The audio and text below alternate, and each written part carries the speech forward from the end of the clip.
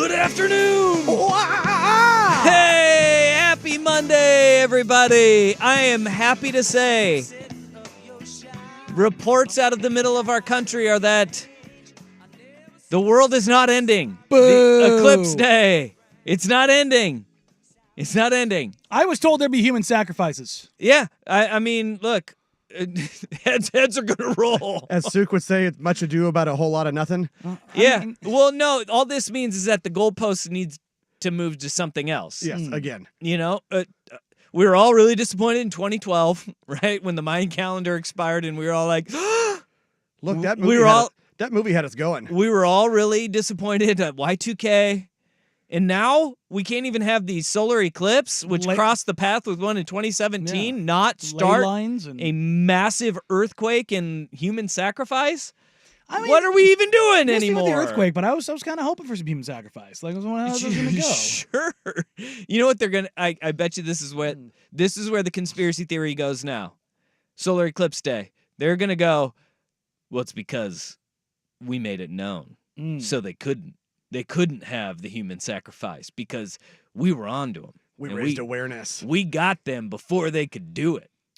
The goal is that right? Or right before or after the portal that was ripped open in the sky over the CERN facility? Yeah, in Geneva. Yeah, that would be after. That would be after. That's after that because, again, that photoshopped image from November of 2023. Yes.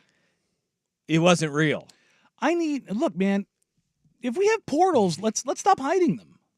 If we have portals to other dimensions, let's go. Yeah, I mean, well, I've seen the pictures. People have already debunked that, like, Keanu Reeves is a time-traveling vampire. Yeah. So, I mean, I saw that picture of him in the 1800s. What's funny is we're talking about all this, and we aren't talking about the UFO footage that was released. Wait, what? What? Oh, yeah. Like I'm a believer. The most incontrovertible UFO footage ever, and we have just glossed over. Wait, where did this? When is it? Was it like 2 weeks ago? What? Well, come on. We ain't found You need to. If there's UFO footage that I'm missing, I need it.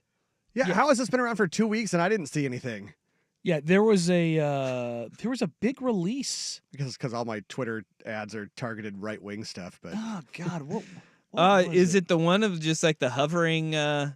Look, you type in UFO footage on Twitter, and by golly, there's a lot of things that pop up here. I bet there is. Now this has really derailed me. I don't know for the next year. I'll just be knee deep in that forever. But we all survived the great eclipse of 2024. Forgot what year it is. I think we did notice though what brought with it was a general smell of marijuana in the area that filtered in the building from outside too. Yeah, they're changing we have a maintenance guy who's changing the filters on all of our HVAC in here. Changing the filters. I don't know if he's pumping weed smell into our building or trying to filter it from the outside getting in, but whoa, there's something going on. It'd be a lot cooler if you did. And that's why Joey always closes the door in his office. This is quite the development here because Rust said he went out to go look at the sun. I don't know if that's a normal thing for you, just to go outside and stare at the sun when it's cloudy and you can't see the sun. Well, that's what I was looking for. I was like, I can't really see it today. Well, no, we weren't in that. I don't think we were path in of any totality. Path But you can still see it go like angry, it's like a marble. Sliver. You get like a marble going in front of the sun. Yeah, somewhat of a crescent shape out there. All right. Well, we're safe, guys. We made it. We made it. We made it. Boo. Where's the fun in that? Nah, I don't know. The big hubbub today was the Masters. They have their own. The glasses. They did their own branding. Eclipse glasses. Yeah, they're not dummies. And people were like, "Oh, these are the greatest ever." It's like, well, they look like every other one. Just has the Masters logo on it. I'm surprised Dirt wasn't wearing them this morning. That lunatic has got freaking golf on, no matter what golf it is. Every morning I come in. He had his Masters quarter zip on this morning. Good. It's Masters week, fellas. It's Masters week. You got to get excited. Oh yeah. I mean, got to get excited. Yes, it's a great event. We like greatness. We love great events. The Masters is fantastic. I like it. Amen. You don't have to like golf, but the Masters is fantastic. I like golf. I don't think you do. I do. I do. The complaining says otherwise. I know. It's not complaining. It's just I look at this field and I just go, What? Really? Tiger's looking to make his 24th consecutive cut at the Masters, Which would be a record, right? That would be a record, Bob. Let's see if he gets through a day. That would be a record. Well, you know what? See, this is the negativity we don't need. Look, I'm pulling for him, and he's Scotty the reason why I love Scheffler's looking watching golf. for dominance on the tour. You got the Live guys and the PGA guys. They're intermingling again. It's fantastic. You got a guy Intermingling isn't getting me going here. You got a guy who dislocated his shoulder, fist pumping, got into the field. It's like I need a blue pill for Valero Open. sports. Is his last name Grammatica? No.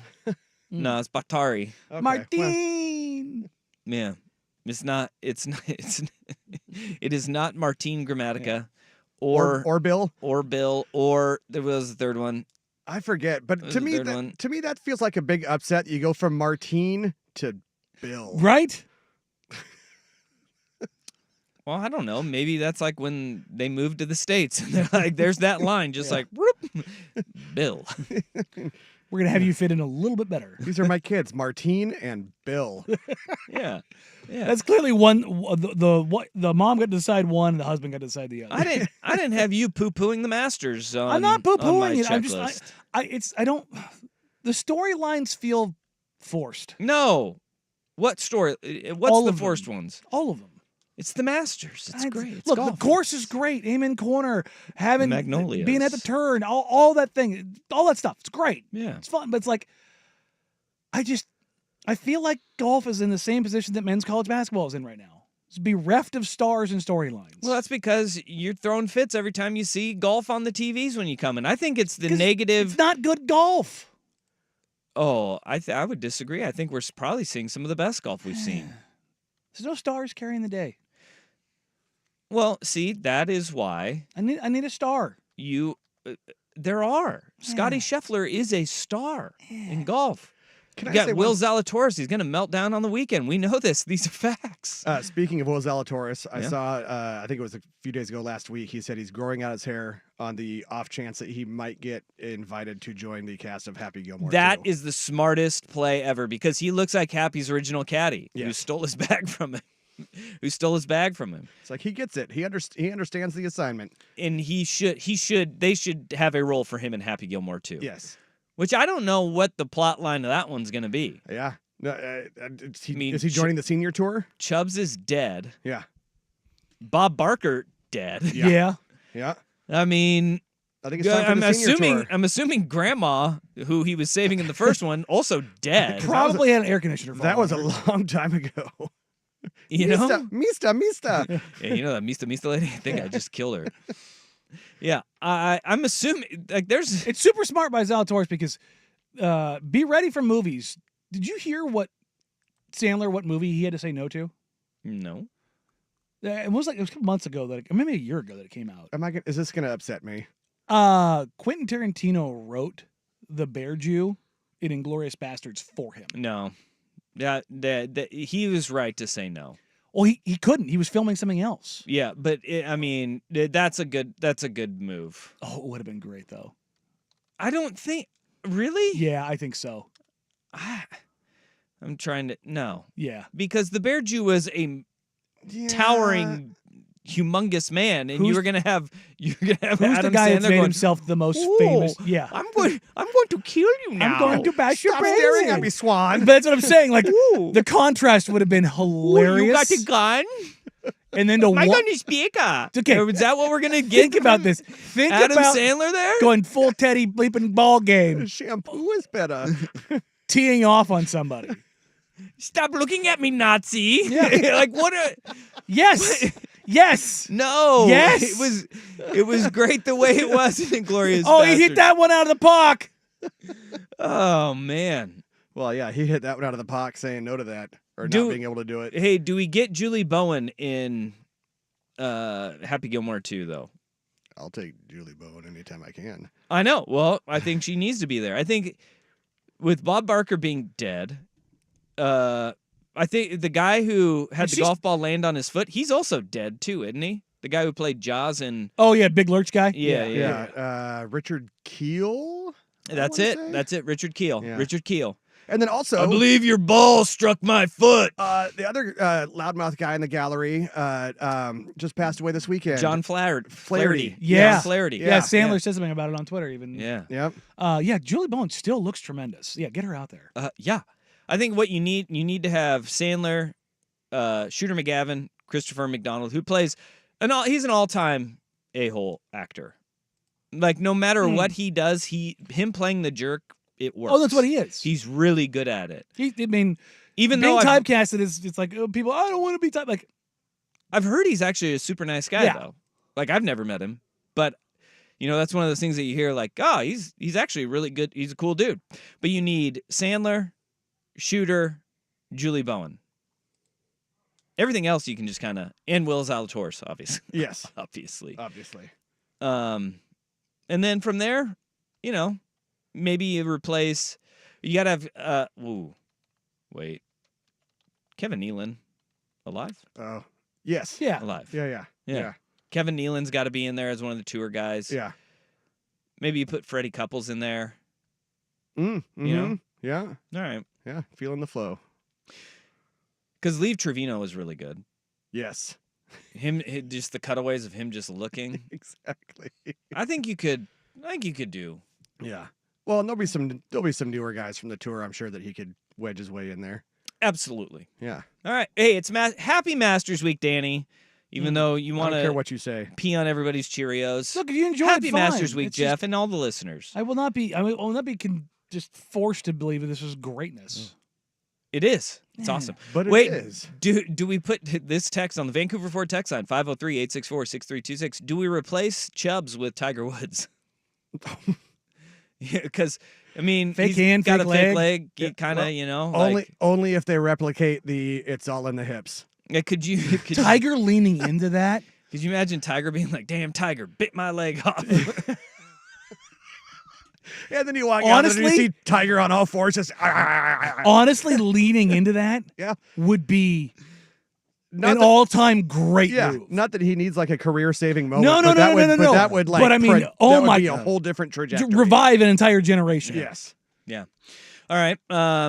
We're on The Fan. We're on youtube.com/1080am The Fan. Hello, YouTube Kings all out there watching. Twitch.tv/1080am The Fan. Let's party on. We will have Masters coverage tomorrow. Bob Herrig, who just wrote a book on Tiger Woods, he will join us for a little Masters preview.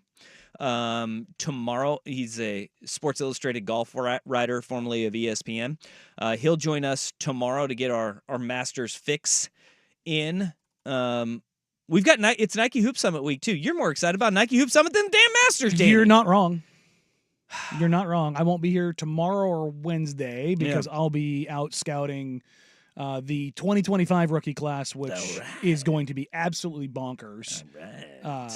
In talking to executives around the league, the running suspicion / theory belief is that 5 of the guys from this class would go ahead of the entire class that's getting drafted in 2 months. Oh.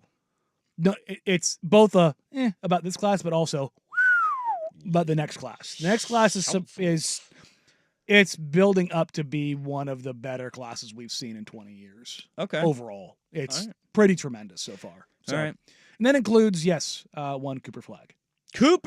In town. Cooper Flag is in town. Ace Bailey is in town. VJ Edgecombe is in town. I think 13 of the top 20 prospects in the country are here. Oh. Yeah.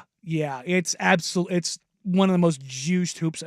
It's the most juiced hoop summit in at least 10 years. All right. The last one that had, Jabari Parker, Joel Embiid, Nikola Jokic. That's a pretty good one. Yeah. It's a pretty good class there. Yeah. It was pretty All right. insane. All my wrestling folks out there, congratulations to a great WrestleMania that did, in fact, have Jason Kelsey and Lane Johnson a part of WrestleMania this weekend in Philly. Philly seemed to live up to the hype. Indeed. Dusty Rhodes, his son Cody Rhodes, Mm-hmm. became the world champion. Undisputed global champion. How about that? We love to see it. I'll golf clap that. I'll golf clap Cody Rhodes. So congrats to all the wrestling people out there, and that is WrestleMania talk for you. Did you watch any? I watch the highlights. Yeah, Like that's where I was. That's just look. My social calendar's full, Mm-hmm. so I had to do things like get new Tupperware this weekend. The pressing issues. boy, I would have much rather watched WrestleMania. I would have much rather watched. I'm sorry. Did that sound like I Ugh. said the pressing issues? I said depressing. Yeah. Depressing That's issues. it right there. We did That's it right there. the most washed thing ever. My wife was like, "The cupboard is a disaster. All of it doesn't match. Buy new stuff." So I had to go hunting for that, and then I spent more money by getting the trip to Vegas booked. Hey, For all Summer right, League, for hey. Summer League. All right. So that was my weekend. Well, Womp womp. A masterpiece of dog Yep. Yep. and I think that makes you officially old when Yeah. when your weekend is Tupperware. Tupperware and planning. Oh, and to top it off, went to the plant store. Oh, look at that. Yeah. No. No. Strong no. Like, yeah. Yeah. No. No. Yeah. Nice little Saturday. Mm-hmm. That made me go to Bed Bath Beyond. I don't know if we'll have time. mistake. Dang. All right, let's talk some sports, bros Yeah. and broettes. You don't want to talk about some ficus? Yeah, no, Some that perennials? Maybe some annuals? that is probably dead last because like my wife does not listen to this show. Mm. She is an educator in teaching, Sure. but by you just saying that She might have tuned in. and the fact that like she teaches up in like North Portland, she just like perked up and was like, he needs to plant flowers next week. I know that. So You're welcome. yeah, no. YouTube just caught that one. All right. National Championship Day in college basketball. Which is the bigger story? Next on The Fan.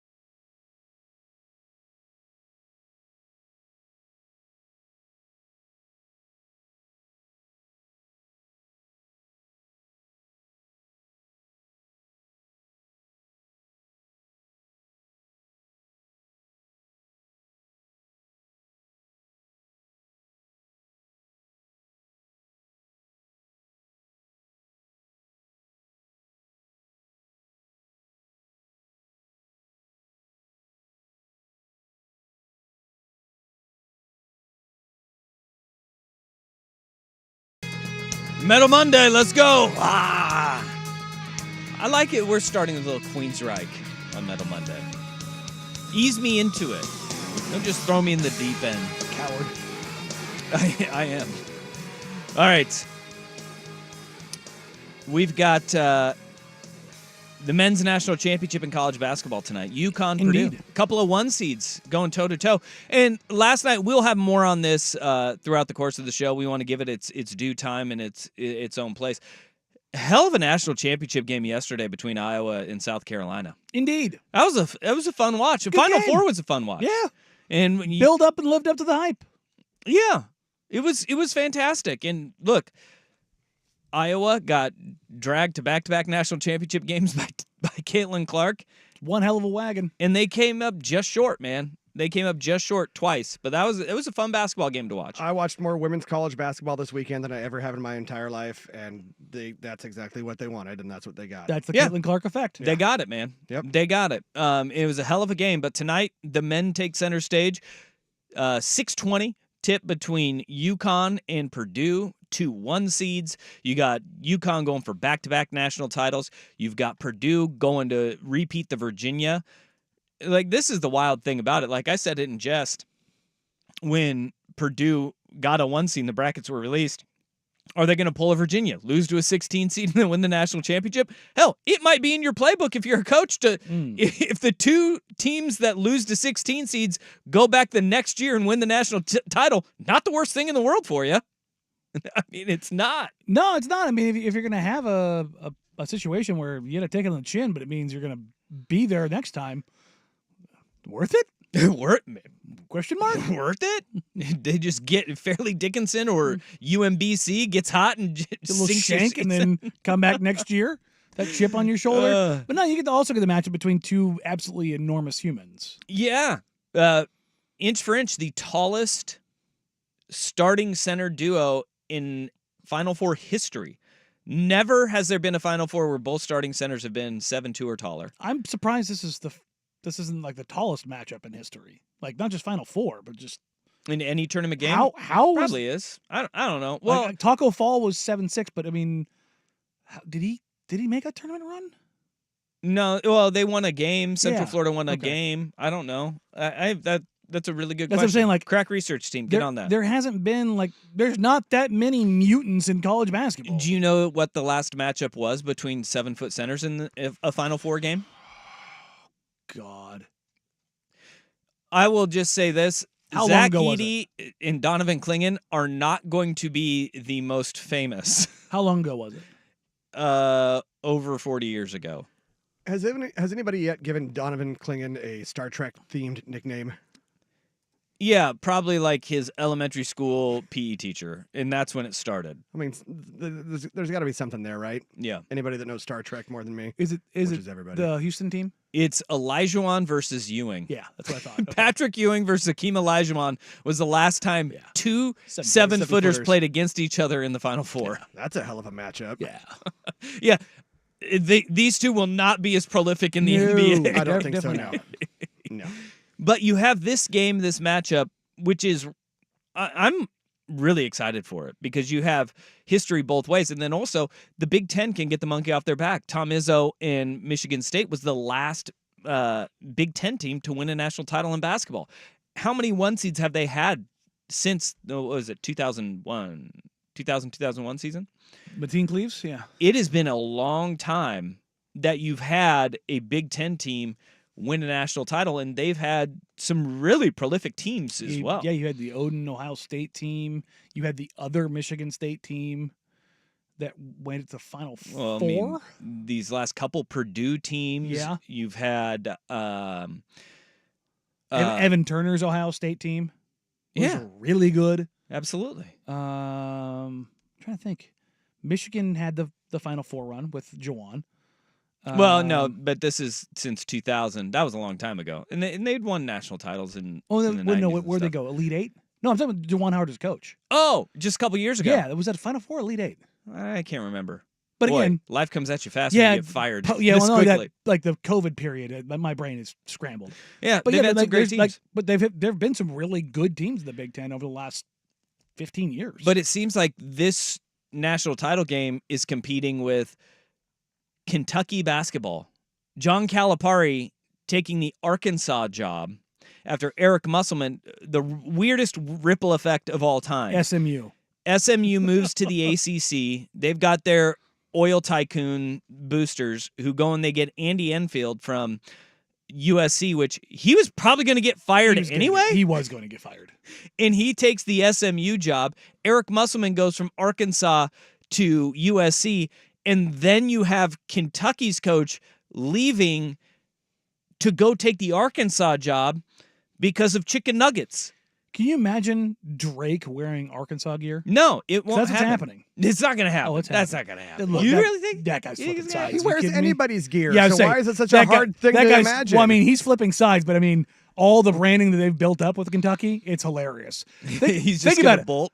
Arkansas is going to be the new, like, it's, It's going to be the it school. yes. In that place, like we it's forget. going to be the Bulls starter jacket of the early 90s. Yes. Hell, dude, But also, I love that Razorback I was saying, gear, though. the With Nolan logo's Richardson, dope as hell. 40 minutes of hell. Yeah. Like that place used to get rocking. Now they're going to have, and look, it's not like they've been void of talent. Go Hawks. No. They just had two guys drafted and who's Black. Yeah. Anthony Black. Anthony Black with he's got Great hair. awesome hair. Tremendous hair. It's when No, he Muss came, has been a great recruiter down there. when he came to the Nike Hoop Summit, I was like, who is that? That guy is amazing. Yeah. Because his hair just flopping around. 6'8", just doing making stuff. Plays all over the floor. They haven't been void of talent, and so Cal can recruit. Yeah. He can recruit his butt off. And they have money. It's not just Yeah. the Tyson chicken nuggets. It's Walmart. Yeah, and it is weird though that John Calipari apparently is really good friends with the Tyson family of Tyson Chicken, and that's how this door opened up. And now you hear that what turned John Calipari away was Mitch Barnhart and him had that meeting where Barnhart, the athletic director, was like, "Look, boosters aren't happy. We can't be getting bounced in the first round. Like, this is a make or break year." And Cal is like, "After all I've done for you." Well, yeah, that national title was a long time ago. Been a minute. And Kentucky doesn't give a rip About about how players. many lottery picks you have. They don't care how much success those guys have in the NBA. They care about the success that they have at Kentucky, and that hasn't been enough. So apparently over the last couple of months, this has been percolating in Lexington, and Calipari, after his meeting with Barnhart, it kind of opened the door for Arkansas and the Tyson family to say, "Hey, we will arms wide open. You'll have carte blanche." And it works out for both sides of this because remember that big buyout we were talking about in Kentucky? They don't have to pay a dime. No, it's the offset. And they don't have to do anything. No. They owe him $0. Cal gets a clean break. He gets to start over new and doesn't have to save himself the embarrassment of potentially getting fired next year because he's going to have to roll over his entire roster yet again. And now he gets to go to Arkansas where he'll be king. And when he makes that return to Lexington, Oh, oh my God. that is going to be amazing. But it seems like that is taken over as the bigger story than the actual national championship game, which is tonight. And that is a weird thing to think about when you have your biggest game on the biggest stage and John Calipari and the Kentucky job is the storyline that's taking it It's over. because you don't have movers and shakers in the game. As much as Edey and Klingon are huge, Back-to-back title is huge. and UConn is, again, not a blue blood, even though they are, this gets overshadowed because of the weight of it. Yeah. And now where does Kentucky go? Mm-hmm. I said this a couple weeks ago. How funny would it be if Rick Pitino circled back to Kentucky? Billy Donovan? Bulls coach Billy Donovan, last to win back-to-back national titles. Dude can coach some hoop in college. But does Billy Donovan want to put up with the 365 days a year? Where in the NBA, like a lot of these coaches are like, at least I have downtime. Sure, but he also has been putting up with Chicago and the Bulls and that crap for Very true. 6 years now. He's done a good job, all things considered. What's going on with the Bulls 100%. 100%. Donovan's a great coach. with the whole Garpax relationship when he took over Reinsdorf. to now, Reinsdorf, who's By the way, he's trying to pull a John J. Fisher and get the White Sox out of out of the South Side. And Nashville has popped up as a potential moving destination. That would be a hell of a thing. Leverage. The storied history of the Chicago White Sox on the Gone. South Side of Chicago could be gone. But Reinsdorf and the dysfunction of that organization, does that open the door for Billy Donovan to go down to Kentucky? Or Nate Oates leaving Alabama. And I think this is $18 million, drop in the hat. And then you'd have Cal going to Arkansas, Oates going from Bama to Kentucky. That's 2 jobs in one conference. That would be in the SEC that are changing hands. And they're all going to play each other next and year. Both were tournament teams. Golly. And Nate Oates at Alabama was a Final Four team. Yep. Oh, my goodness. But I also think this is the problem with college basketball. Right here. That everybody wants Kentucky to be so good, and everybody wants to talk about Kentucky. Same thing would happen if it was, UCLA's job opening. But this is inherently Duke, the North issue Carolina. with college basketball, men's college basketball as it stands. The programs are still bigger than the actual championship game that we have tonight. We'll talk about the championship game because it's going to be a hell of a one as the show moves on. But we got UConn Purdue tonight, but Coach Cal going to Arkansas. 40 minutes of hell is going to take over a brand new name there. That's it's an upset if I've ever saw one. When the news started matriculating last night, I was just like, this can't be real. In the first place I saw it was a guy, Wes Moore, who hosts a show out in Arkansas. It's a big college football show. And when his news popped up on my feed, I went, he's not a guy who just throws stuff out there just to throw it out there. But he had the Arkansas zeroing in on John Calipari. I was with you, man. I was like, this can't be real. You're like, is there another John Calipari out there? Did they hire his son? Yeah. Who rode the pine for those teams? It's like, what's going on here? Is that what's happening? Very real, though. Very real. And a whirlwind of events. All right, NFL draft just 17 days away. We've entered the nastiest part of the process. First, Russ with SportsCenter.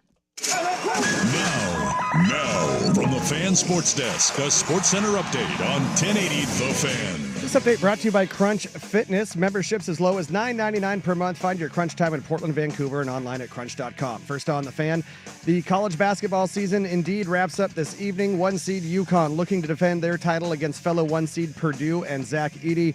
6:20 tip on TBS. Dan Hurley and the Huskies are 6.5-point favorites. The Trailblazers and the rest of the NBA are off tonight due to that college game. Portland returning home to host CJ McCollum and the Pelicans tomorrow. Blazers are 21-57 on the season, the 5th worst record in the league. ESPN reporting Kentucky men's basketball head coach John Calipari finalizing a 5-year deal to become the next head coach at Arkansas.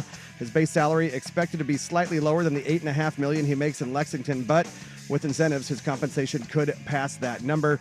And on the diamond, the Mariners start a 3-game set this afternoon in Toronto against the Blue Jays. Luis Castillo and Jose Barrios are your starters. 4:07 first pitch on Root Sports. More sports scores and stories in 30 minutes. I'm Jeff Rush at the Fan Sports Desk. Listen live or on demand on the Odyssey app, the Fan's desktop player, or tell your smart speaker to play 1080 The Fan. The Hot Corner, now in its new time. Tuesdays at 7 after Isaac and Sue on Portland's sports leader, 1080 The Fan.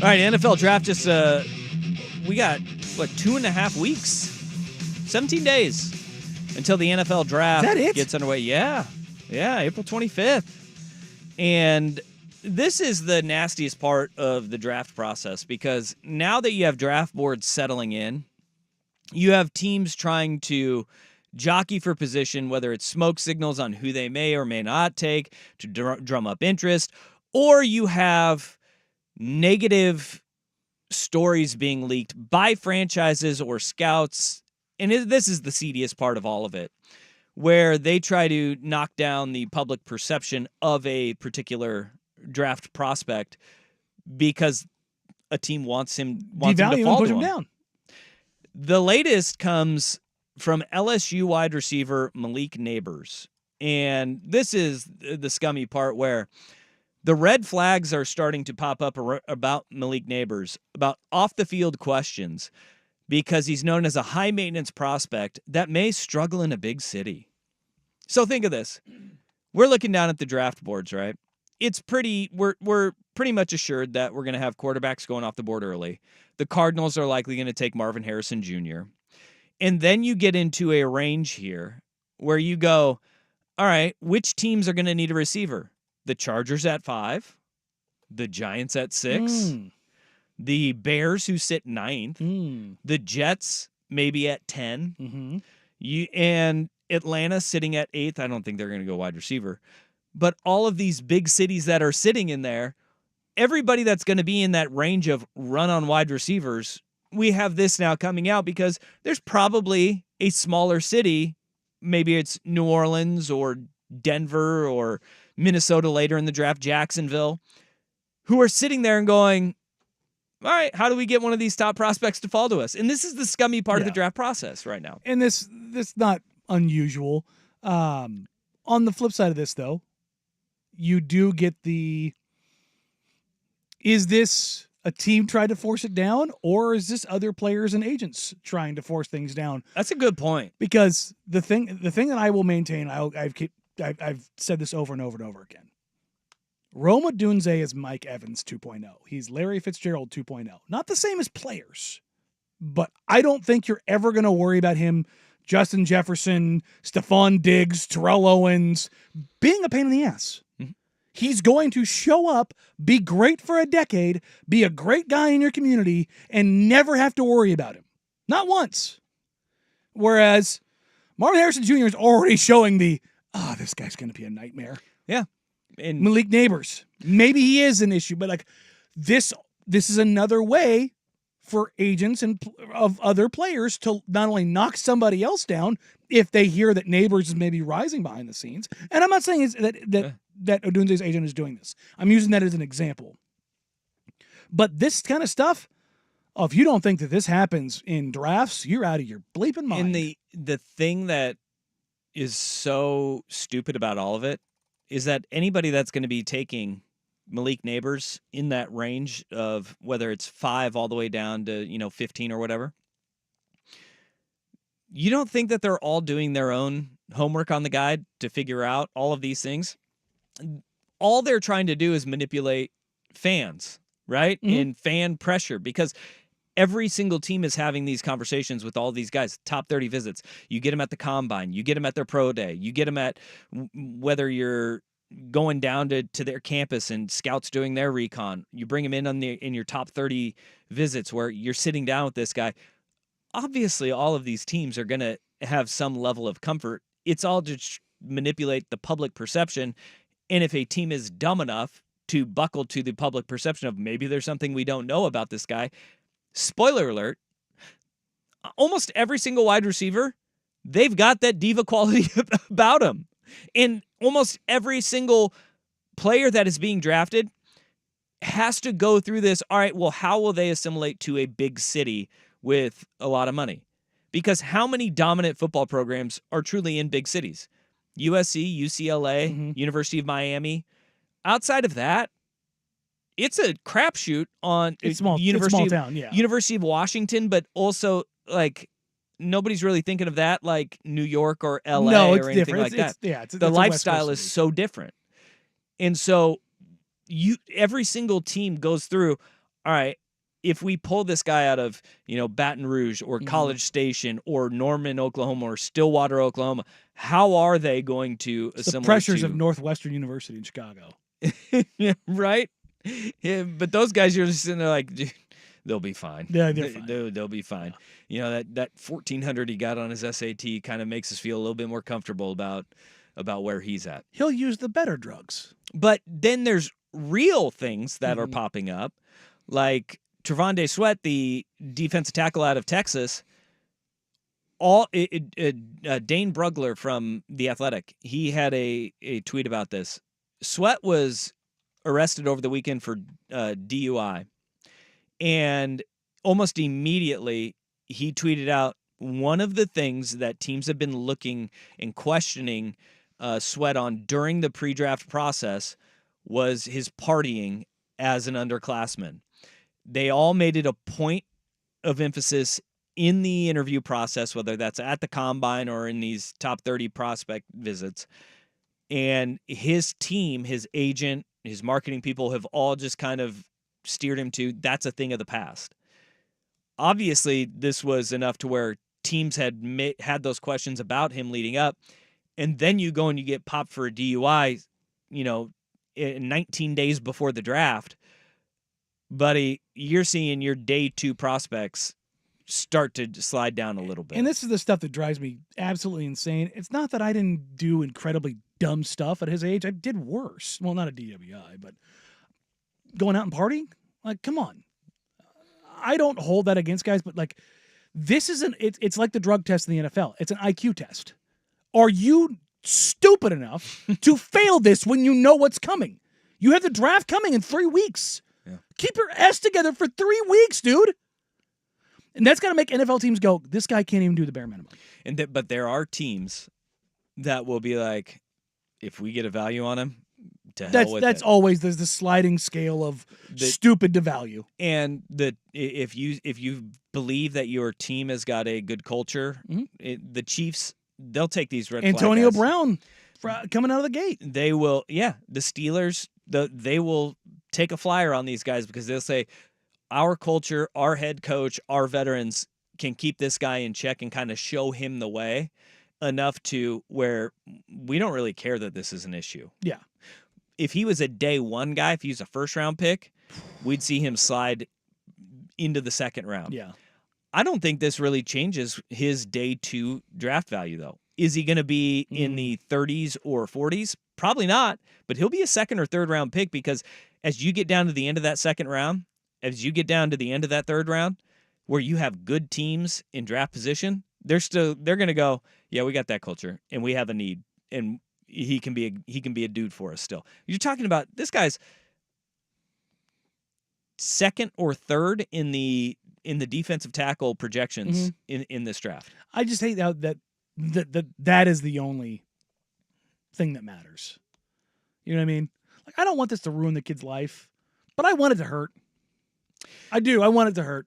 And it's a weird thing to say. You hope it does. Yeah, you know what I mean. Like, you hope it hurts him, but doesn't affect his. I don't want to hurt his life, but I want the right now. I want it to punch him in the face, like, you complete dumbass. Not just for being stupid, but for doing what he did.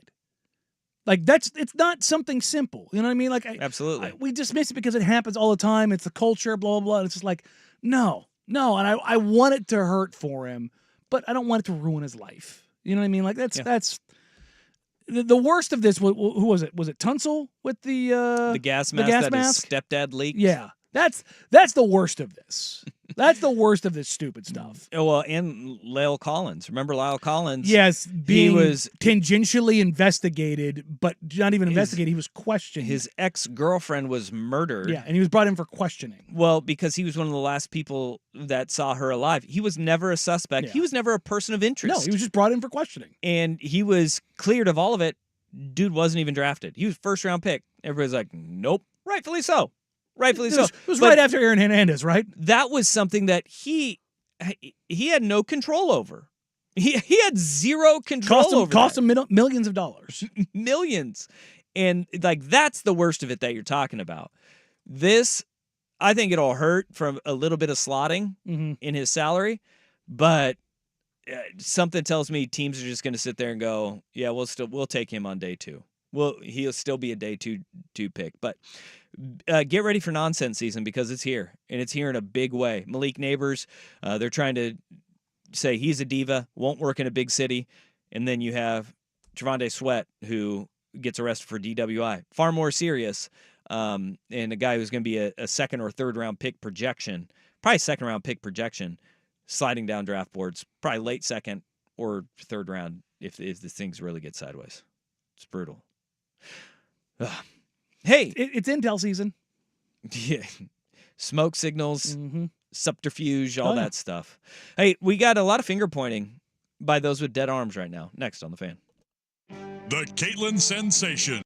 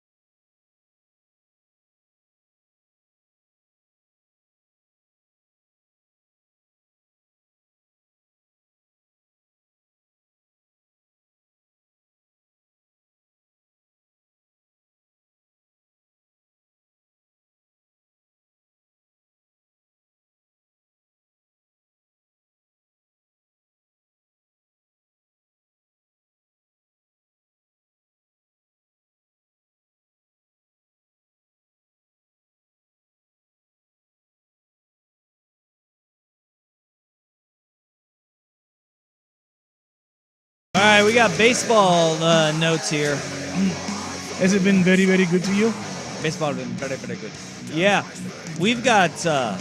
There's a lot of baseball going on. Angel Hernandez striking again. Nothing that has to do anything with the game. Again. Well, actually, this does. This little piece does. Our pitchers' arms are falling off. But I mean, it's a scandal more than anything else. We had over the weekend trois trace Unbelievable. pitchers go down with elbow UCL injuries. Three of the best pitchers in baseball. Namely Spencer Strider of the Atlanta Braves, Who was dealing. who's meeting with an elbow specialist to see if he's going to need Tommy John. Which he already means- had it in 2019. They're calling it a sprain. Uh-huh. It's not Tommy looking John. good. So we have three more pitchers going out over the weekend. And Strider, you mentioned this on Friday. He's the only guy that's been like truly dealing until my boy Rennell got on the mound again yesterday and retired for his first 44 hitters, no hits. Not too bad. Not too shabby. Team sucks though. But now you have this finger pointing is now going on because Major League Baseball has a problem on its hands. Arms are falling off everywhere. And the MLBPA is now trying to say, don't look at us. Don't look at the players. This is about the pitch clock.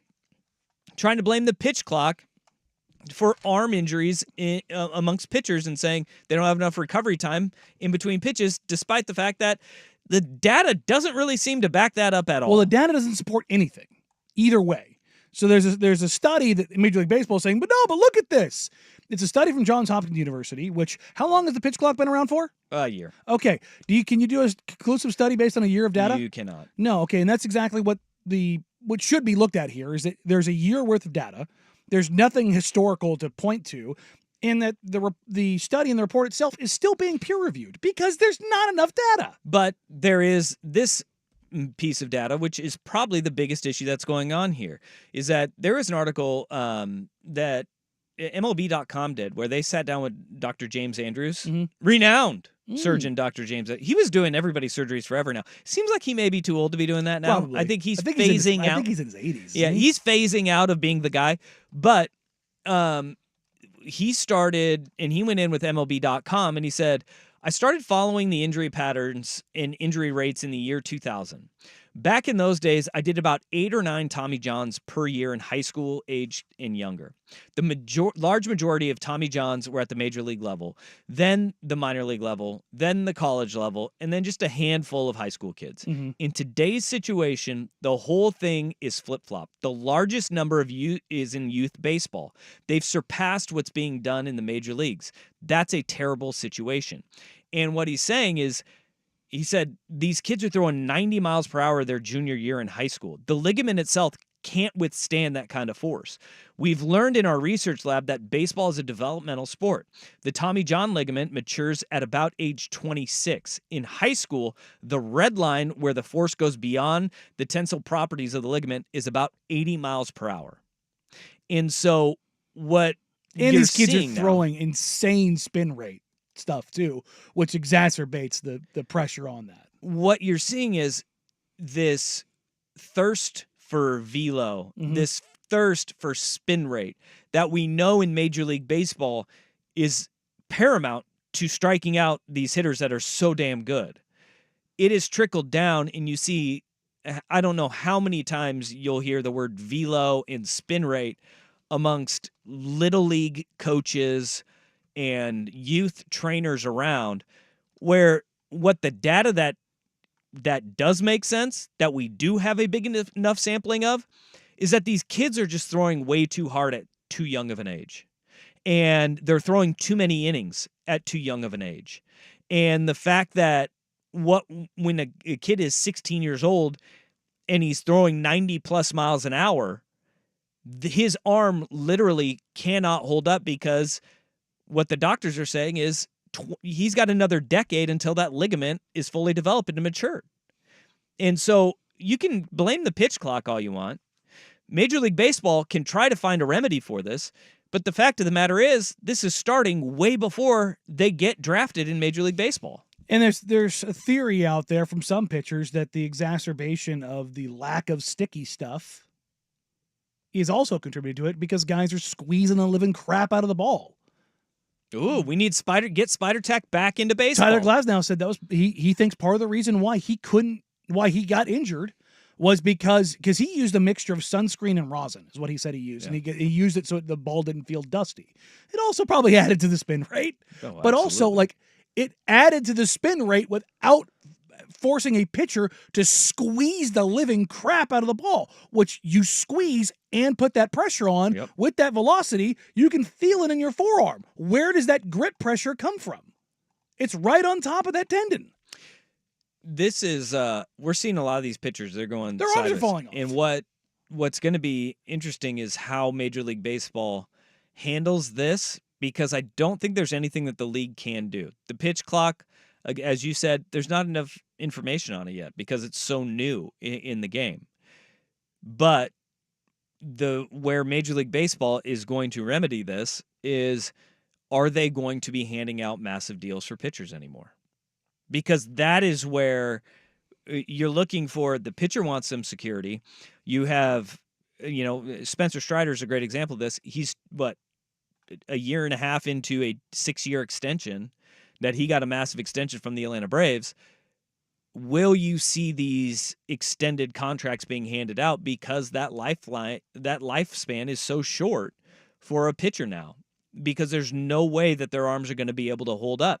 And does the scouting process then start to look at pitchers that maybe they're not, maybe the guy you want to invest in is the guy who didn't throw 90 when he was in high school. Maybe it's the guy that throws in the 80s when he's in high school, and then you watch him grow and develop, whether it's at the college level or you draft that high school pitcher and then watch him work up through the minors, and you see that velocity continue to increase. The big issue, though, is that kids are being taught to throw too hard too young. It remind me, was it number 5 overall draft pick out of Jesuit? How fast was he on the gun? I think he threw 101 at the game that I was at. Noble Meyer. So there you go. But again, what I also think is that you're starting to see that you want to use the anomaly as, the rule, right? We were talking about Aroldis Chapman last week. When he touches 100 miles an hour this year, it'll be the 15th consecutive season he has thrown the ball 100 miles an hour. And yet his arm hasn't blown up. It hasn't. But people want to use the exception to prove the rule. And that's a fool's game, as we're learning in baseball right now. It's something to keep an eye on, because everybody's going to start pointing their fingers with apparently all their dead arms that are out there. Oh, man. All right, we have entered the final week of the NBA regular season. It is upon us. Which teams need to panic? Next on The Fan. The exacerbation of the lack of sticky stuff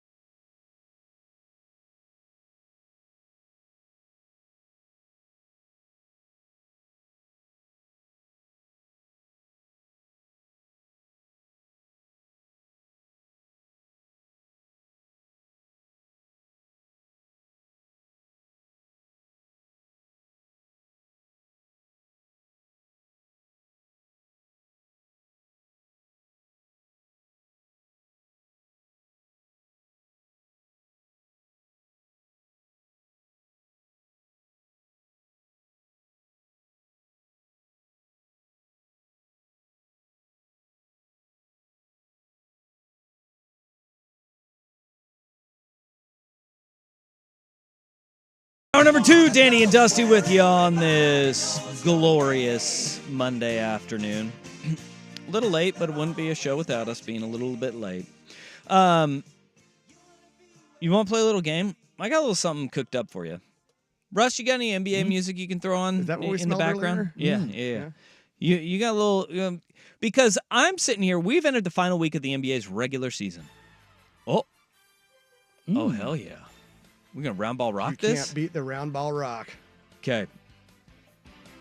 We are a week until the playoffs are officially set, and we get ready in earnest for playoff basketball. Well, not here in Portland, of course.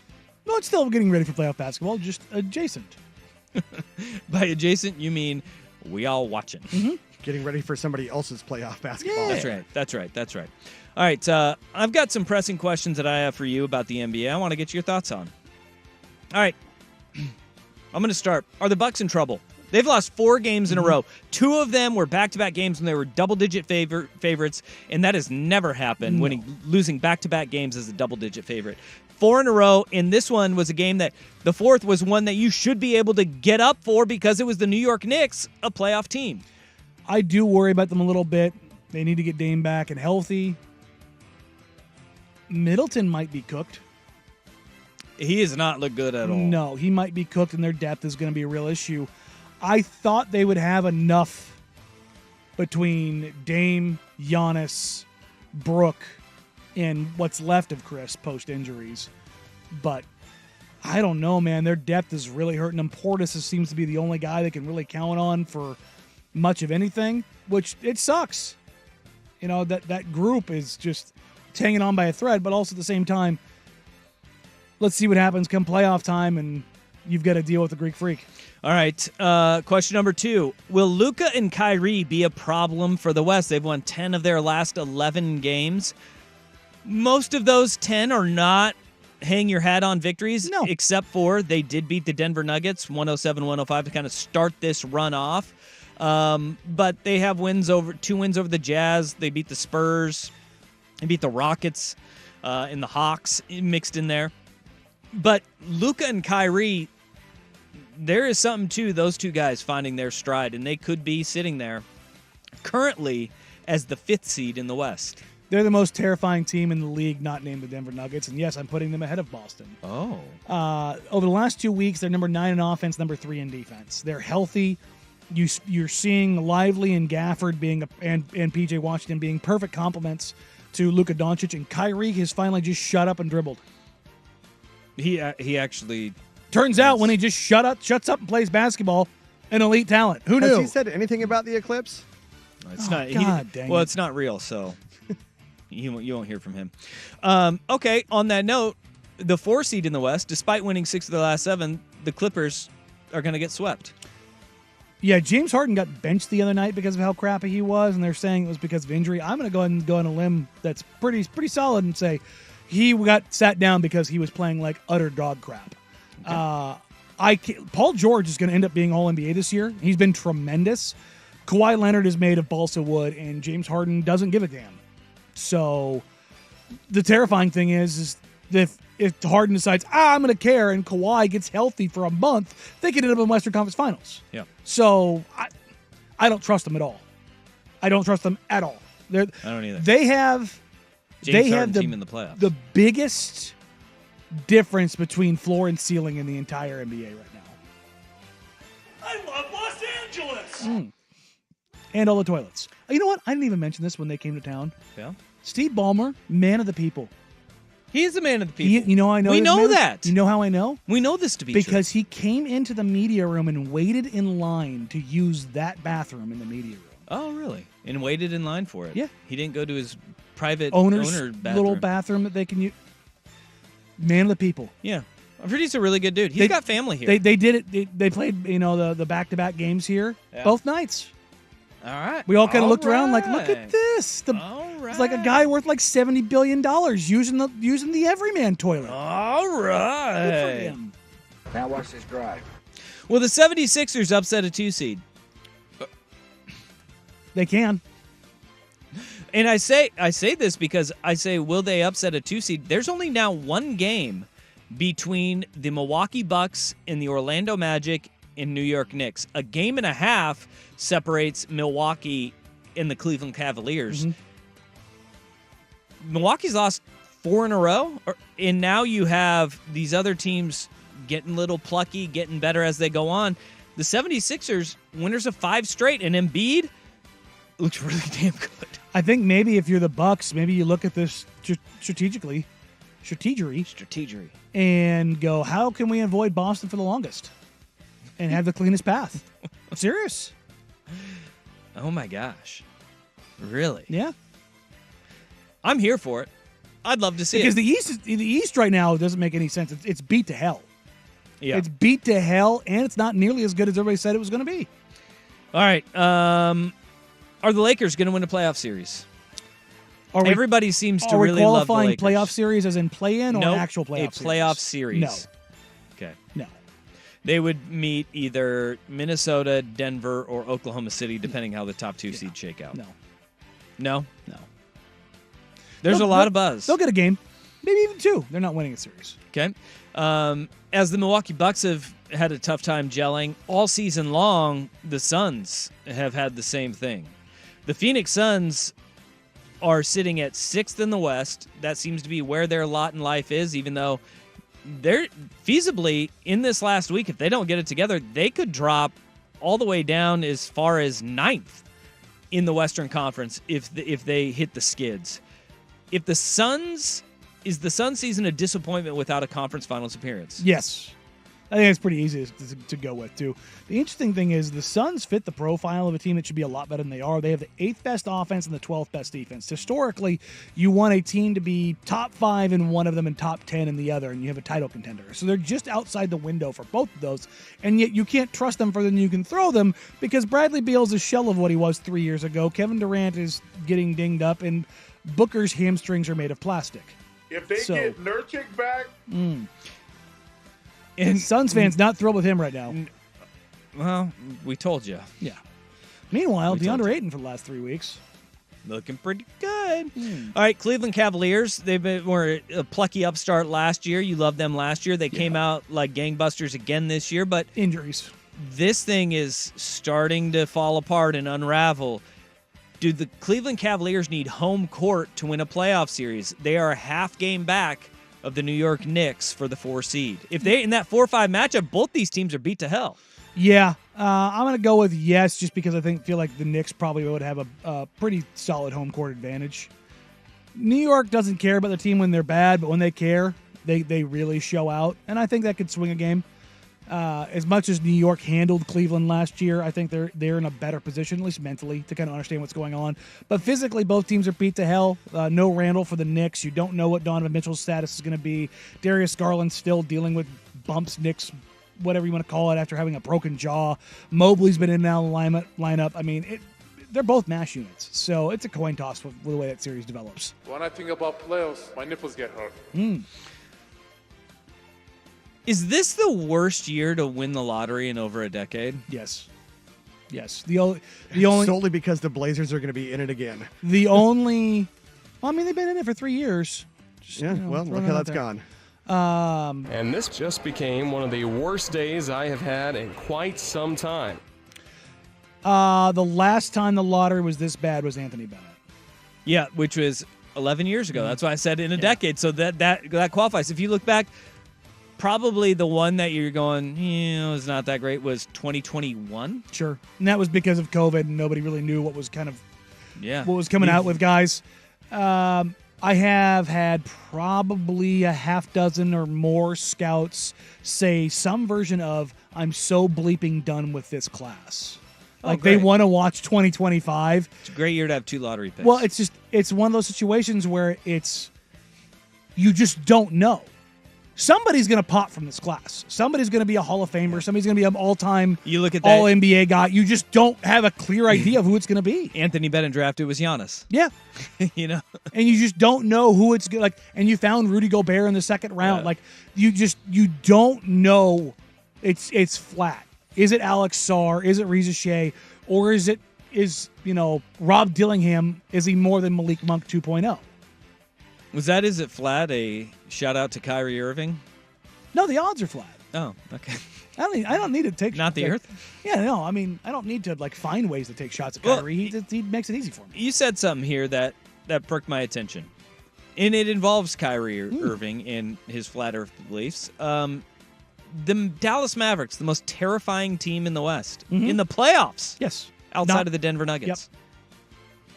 Let's dive into that a little bit more. Danny and Dusty on the Fan. Basketball, gimme the ball because I'm gonna dunk it! But call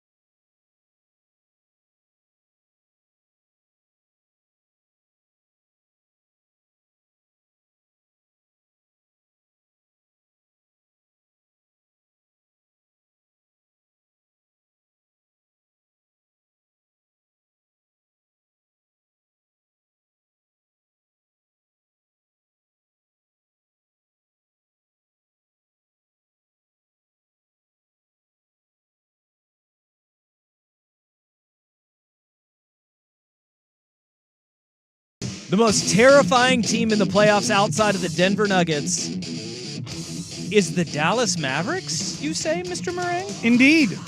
All right, drop it on me. Kyrie and Luka have been absolutely incredible. Terrifying. And Kyrie is, as you said, he is finally shut up and just is playing basketball, and they look like an absolute force. And look, they went at the deadline. They went out and they got Gafford from Washington, which is Washington. What? Gafford and PJ Washington. And PJ Washington, yeah. And now Luka Doncic is doing what Luka always does. Comes in, fat, out of shape. Hookah Doncic, baby. Doncic. And then by the end of the year, he is a player you do not want to see. What is making them work so well, though? There's just an understanding of the pecking order, and things fit together, and the coverage fits together, and Grant Williams isn't there irritating people. That's not to be undersold. The last two teams that Grant Williams has left, the teams have gotten better when he's left. Boston and Dallas. What is wrong? What is his deal? He's irritating. Oh, really? He's irritating. They just don't like him. So, but the reason why I say that they're the most terrifying team outside of Denver, how do you deal with Luka? Who has an answer? Who anywhere in the entire NBA has an answer for Luka? Nobody. And look, when you have Luka and Kyrie playing the way that they are, you're starting to see Derrick Jones Jr. and his leaping ability. Do we remember Derrick Jones Jr. when he came to Portland and we were promised the guy can play above the rim and how explosive and dynamic he can be?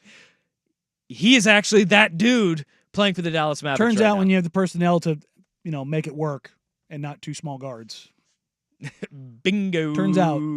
So, how much do we give Jason Kidd credit in this, though? Not much. Jason Kidd has been a guy, though, that his strength is always he was a pro. Mm-hmm. He played at such a high level. Mm-hmm. He could relate to players in that regard. Mm-hmm. But nobody has gotten Kyrie Irving to just shut up, stay out of the limelight, stay out of the headlines.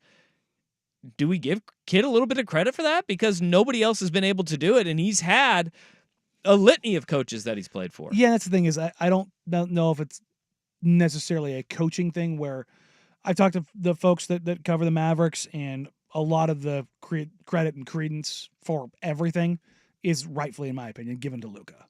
Not just for Kyrie, but everything. Because if you talk to whether it's the national guys that cover, like Tim McMahon, or the local guys that cover that team, they all have their things about Kidd, coaching-wise. Oh, absolutely. Things that he does or doesn't do that show up on the floor. And in-game management that you're going, what the in the hell? world? But Luka's greatness just kind of conquers all. I still think spilling the water to get an additional timeout was the right move. Great idea.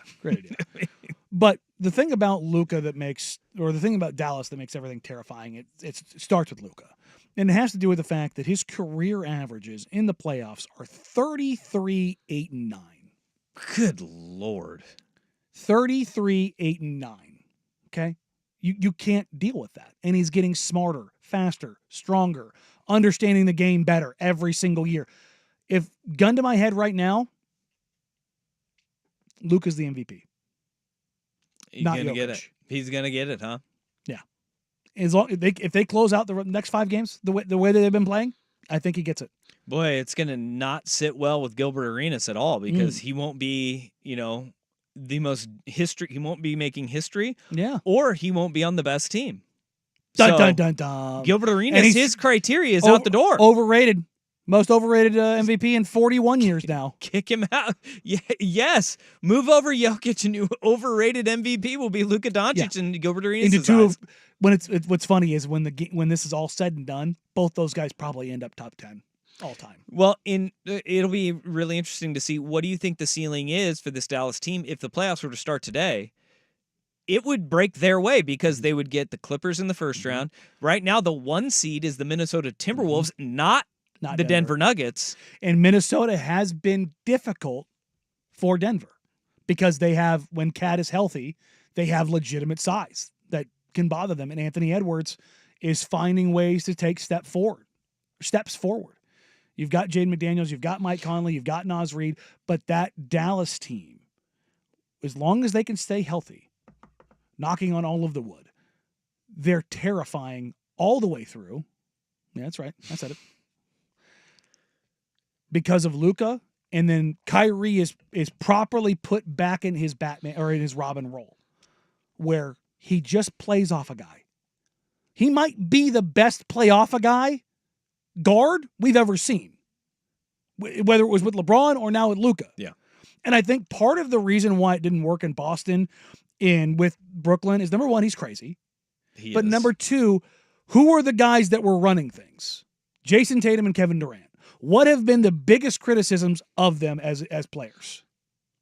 Inabilities as leaders and as number ones. And closers, yeah.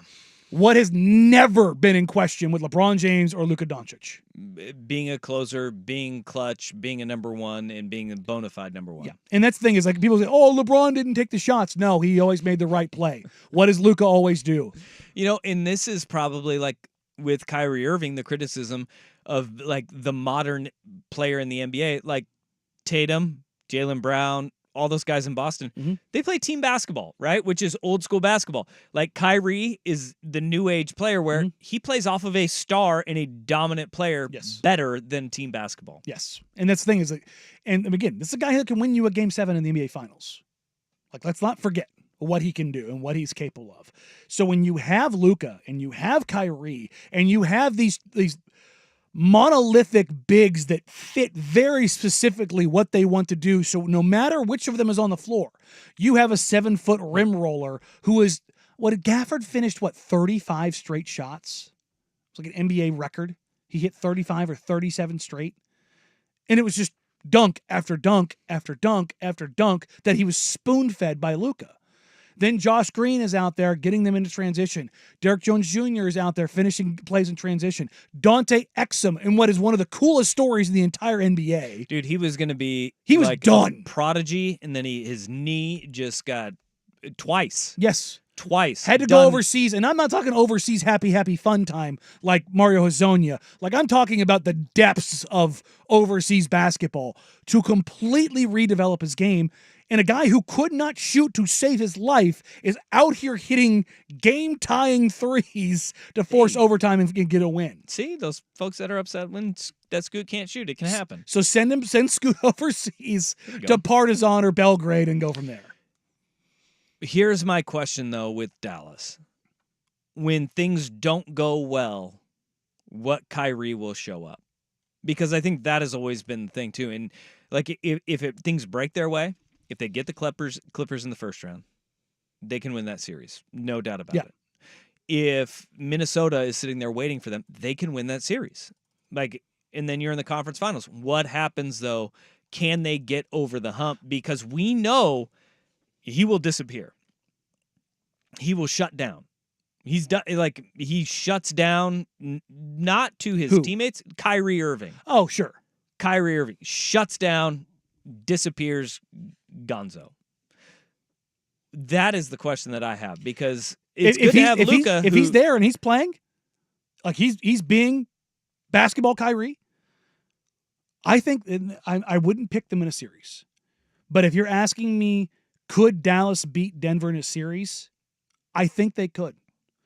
And it has everything to do with the trades that they made. Yeah. They have 3 bodies that they can just throw at Jokic. He's not going to, none of them are going to stop it. You got 18 fouls. But you've got an ability to give him different looks, to be physical with him for every minute that he's on the floor. And you've got Kyrie who will make Jamal Murray guard, which he's never had to do in a series. Like, you can say Kentavious Caldwell-Pope, go ahead and contain Kyrie. Good luck doing that for 38 minutes. Yeah. All right, coming up next, it's going to be our worst day on the web. It's a best day? Best worst day? I don't know. We can figure that out. But first, here's the big Good Sports Center update. Hamburgers, the cornerstone of any nutritious breakfast. Now, from the Fan Sports Desk, a Sports Center update on 1080 The Fan. Jeff Rust here with your Sports Center update. First on The Fan, the college basketball season wraps up this evening 1 seed UConn looking to defend their title against fellow 1 seed Purdue and Zach Edey. 6:20 tip on TBS. The Huskies and Dan Hurley 6.5-point favorites. The Trailblazers and the rest of the NBA are off tonight due to that championship game. Portland returning home to host CJ McCollum and the Pelicans tomorrow night. Blazers are 21-57 on the season, the 5th worst record in the league. ESPN reporting Kentucky men's basketball coach John Calipari finalizing a 5-year deal to become the next head coach at Arkansas. His base salary expected to be slightly lower than the $8.5 million he makes in Lexington, but with incentives, his compensation could pass that number. And the Mariners start a 3-game set this afternoon in Toronto against the Blue Jays. Luis Castillo and Jose Barrios are your starters. 4:07 first pitch on Root Sports. More sports scores and stories in 30 minutes. I'm Jeff Rust at the Fan Sports Desk. Listen live or on demand on the Odyssey app, the Fan's desktop player, or tell your smart speaker to play 1080 The Fan. Live, local, and free. No subscription required. Portland's sports leader is 1080 The Fan. Are you curious about who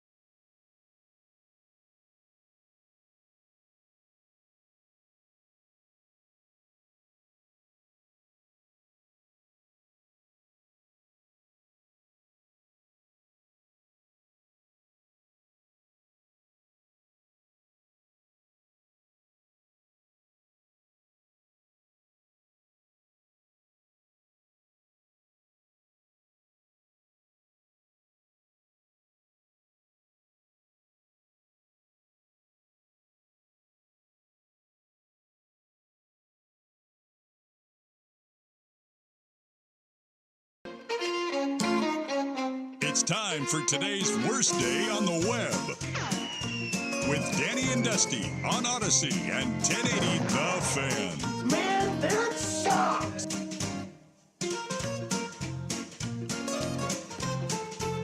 Let me go ahead and take you on a little ride. Let's go. Let's go back to Friday. Okay. Tyler Brand of Dartmouth. Smart guy. Smart guy. Good golfer. Where do we rank Dartmouth in the Ivy League schools? I feel like it's like a sneaky third. Oh, really? Yeah. Because I would go Princeton, Yale? No, I would go Harvard, Yale, Princeton. I'd put Princeton in there. There we go. Fourth with Dartmouth. And then you got like Cornell, Columbia, Brown. Cornell, Penn. What are the other ones in there?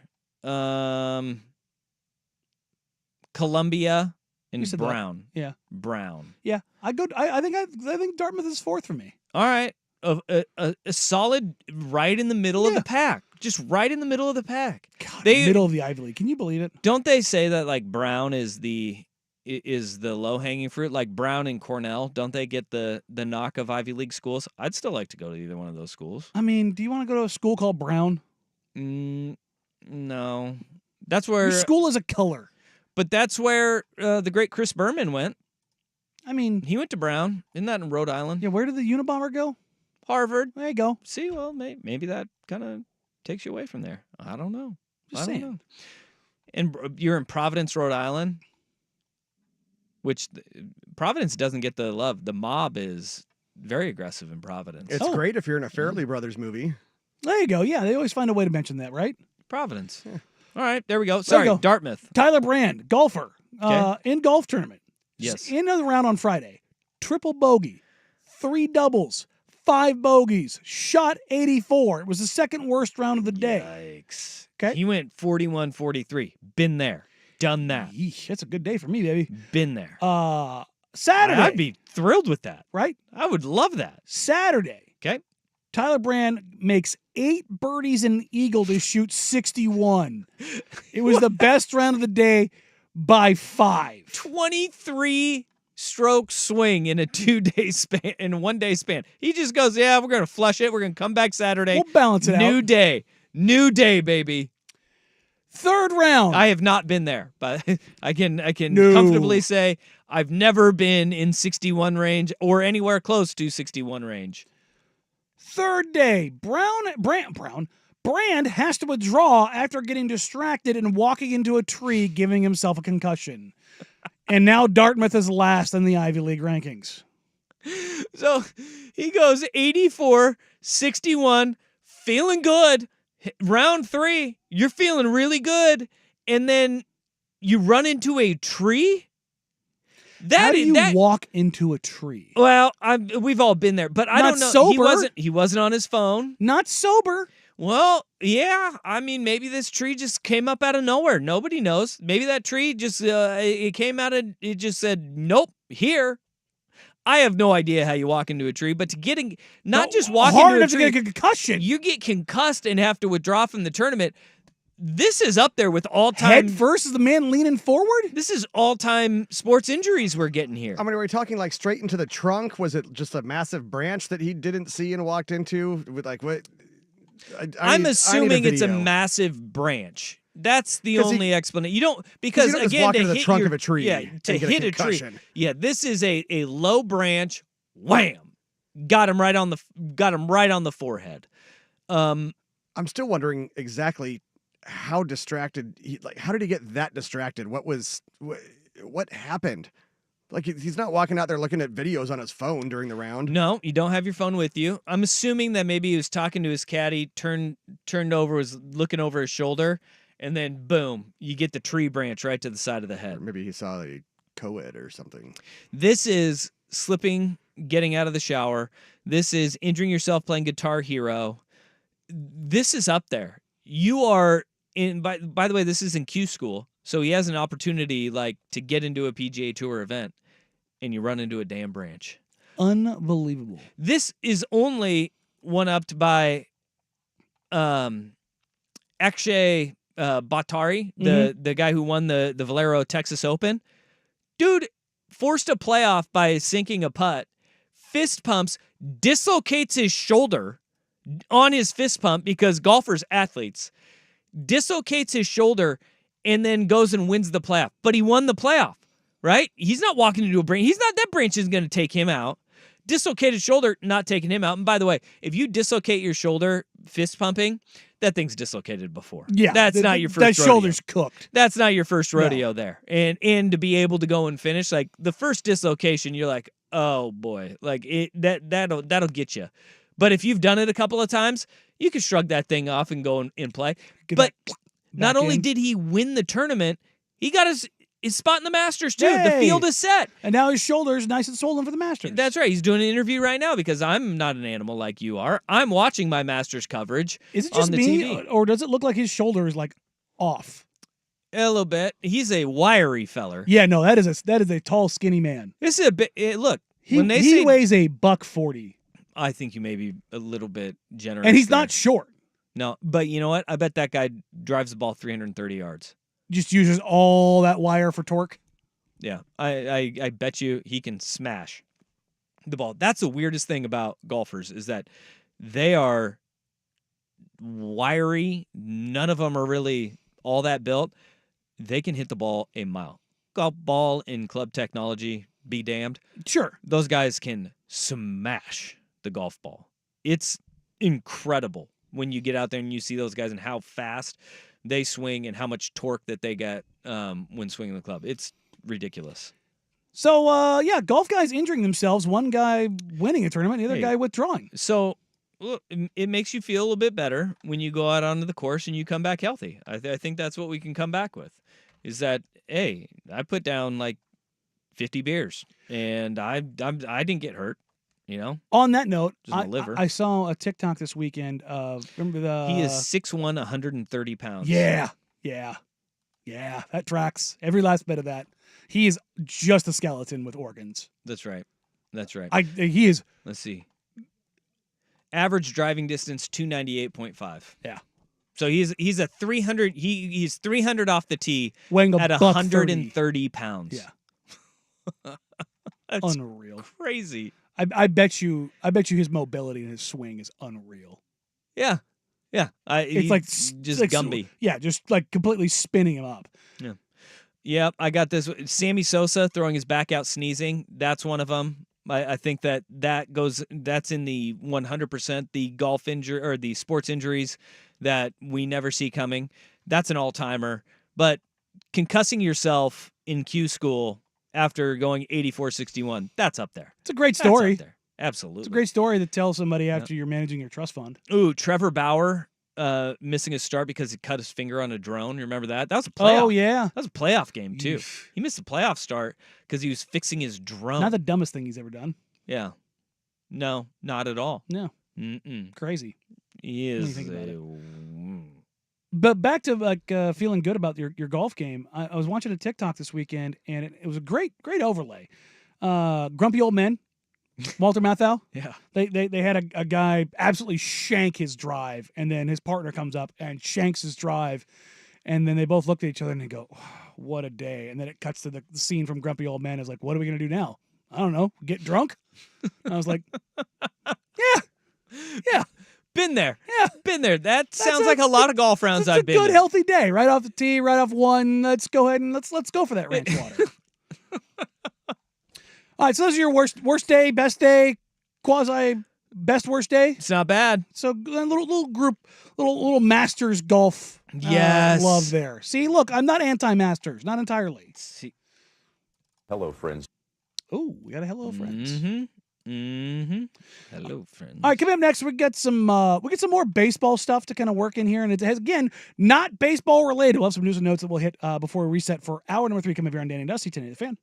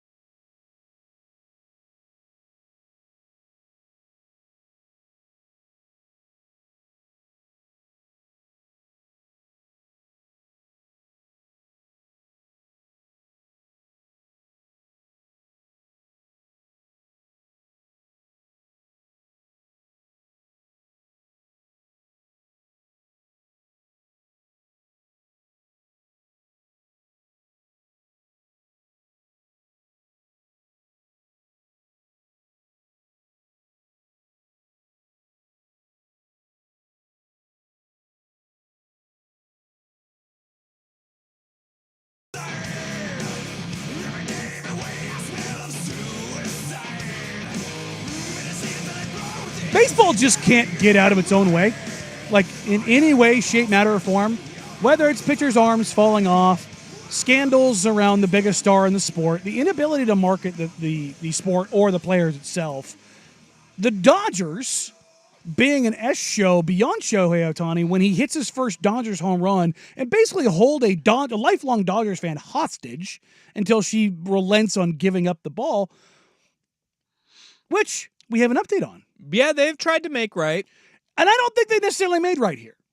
So the article comes from Sam Bloom of The Athletic, says the Dodgers are looking to make things right a day after two fans of the team pressured them into surrendering Ohtani's first home run ball for unfair return. For those that aren't aware, we talked about it on Friday. Ohtani's first home run ball, if officially tagged by the Dodgers, could go for as much as $100,000.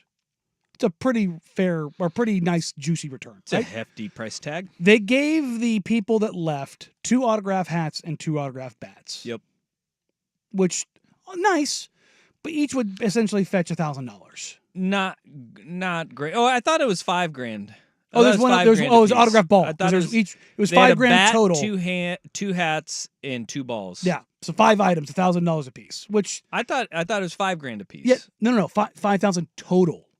Oh, yeah, 5,000 total. As insane as that is. Which, not great, Bob. Not great. No, they're scumbags. Yes.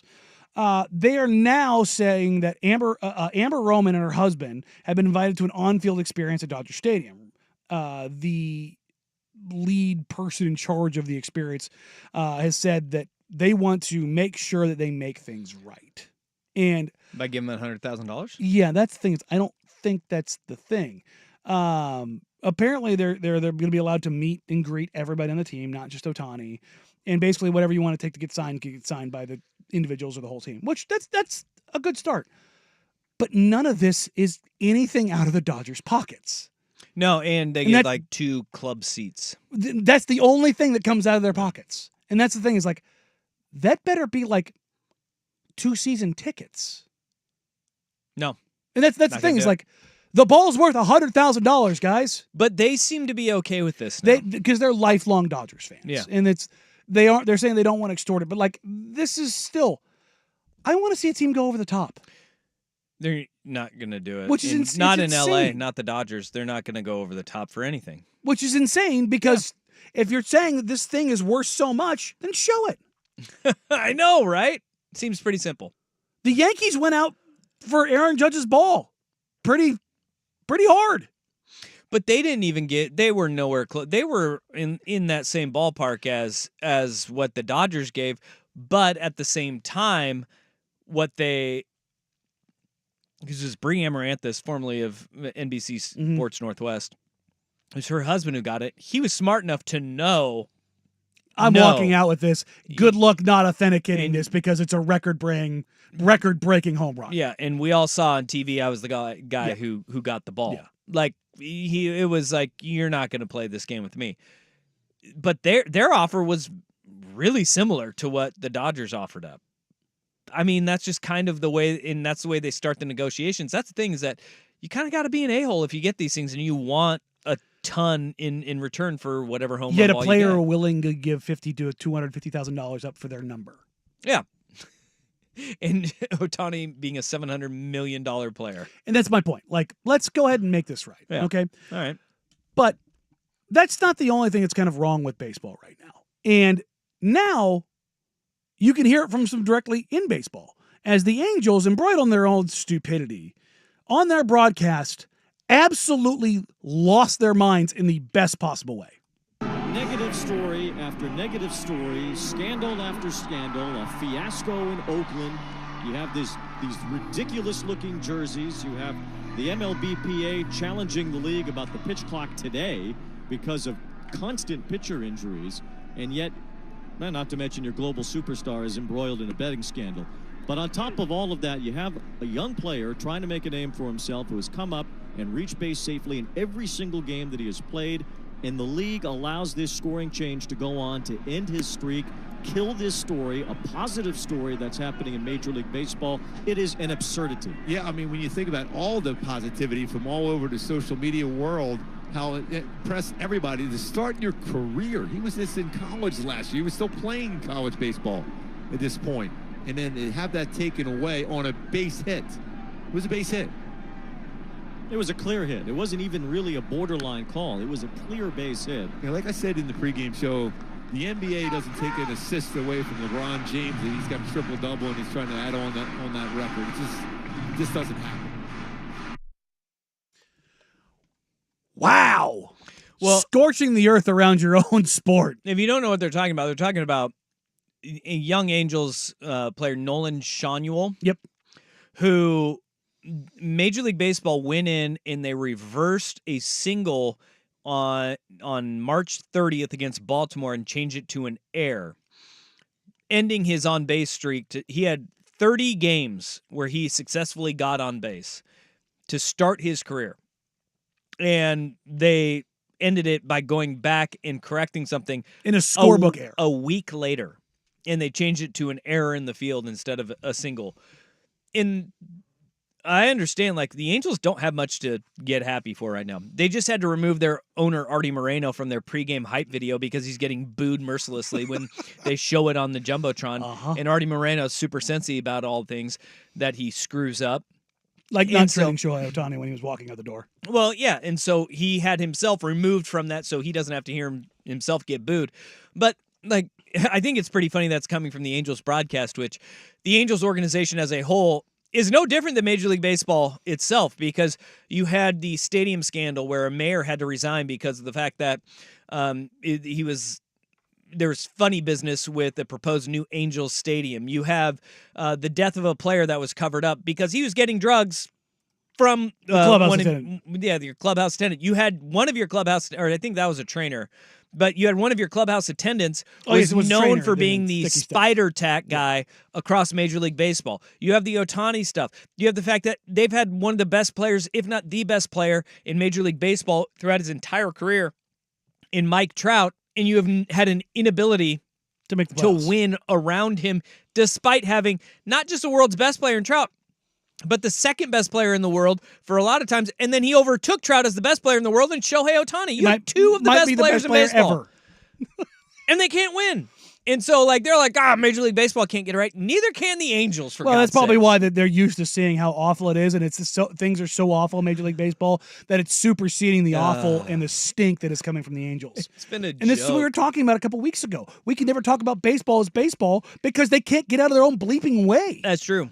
That's true. It's just so violently dumb, and yet here's case in point, as Angel Hernandez is just, that was the closest I've come to dropping something on the radio. And this might be the closest thing to baseball, though, because the good old days, you always complain about umpires. It's just absolutely horrendous. Angel Hernandez is behind the plate, and the pitcher for the Blue Jays clearly balks. Completely resets his feet and then starts pitching again. When he steps off the rubber and then brings his foot back and doesn't even look at the batter and just goes into his stretch. The batter steps out of the box and is like, what the hell is this? Then misses the strike zone by 10 inches, and it's called a strike. Yeah. Angel Hernandez is awful. And that wasn't even the worst call of his day, because he decided to have a makeup call in that game where I don't know if you could pipe a ball down the strike zone any more than this pitcher did. And he called it a ball. Like, he is the worst. And I don't, like, we talked about this last week because there was another instance where he did the exact same thing on the way off. The check swing that he called a strike and didn't go down the base paths to his first base hump. He just said, nope, he swung, that was a strike. And the guy it wasn't even a check swing. He loaded his swing, and that was it. He is so bad. And now you're seeing even, like, the most quiet of writers who are not as opinionated, whether it's John Heyman or Buster Olney, they're openly criticizing him and saying, when is enough going to be enough? And at that point, dude, the Major League Baseball Umpire Association needs to just be like, you're done. Bud. We'll deal with the lawsuits. You're done. It's worth it. Well, he's already sued and lost. That's what I mean. It's like he's not good. It's worth it to just be done with it. I love baseball. I hate precedent. All right. So there's your baseball roundup that has nothing to do with the actual game. Congratulations, Major League Baseball. You've done it again. All right, come up here in hour number 3. The weekend that was, Caitlin Clark and Iowa against the juggernaut South Carolina. Clark falls short, but is she the GOAT? We'll debate that next. Come up here on Danny and Dusty, 1080 The Fan.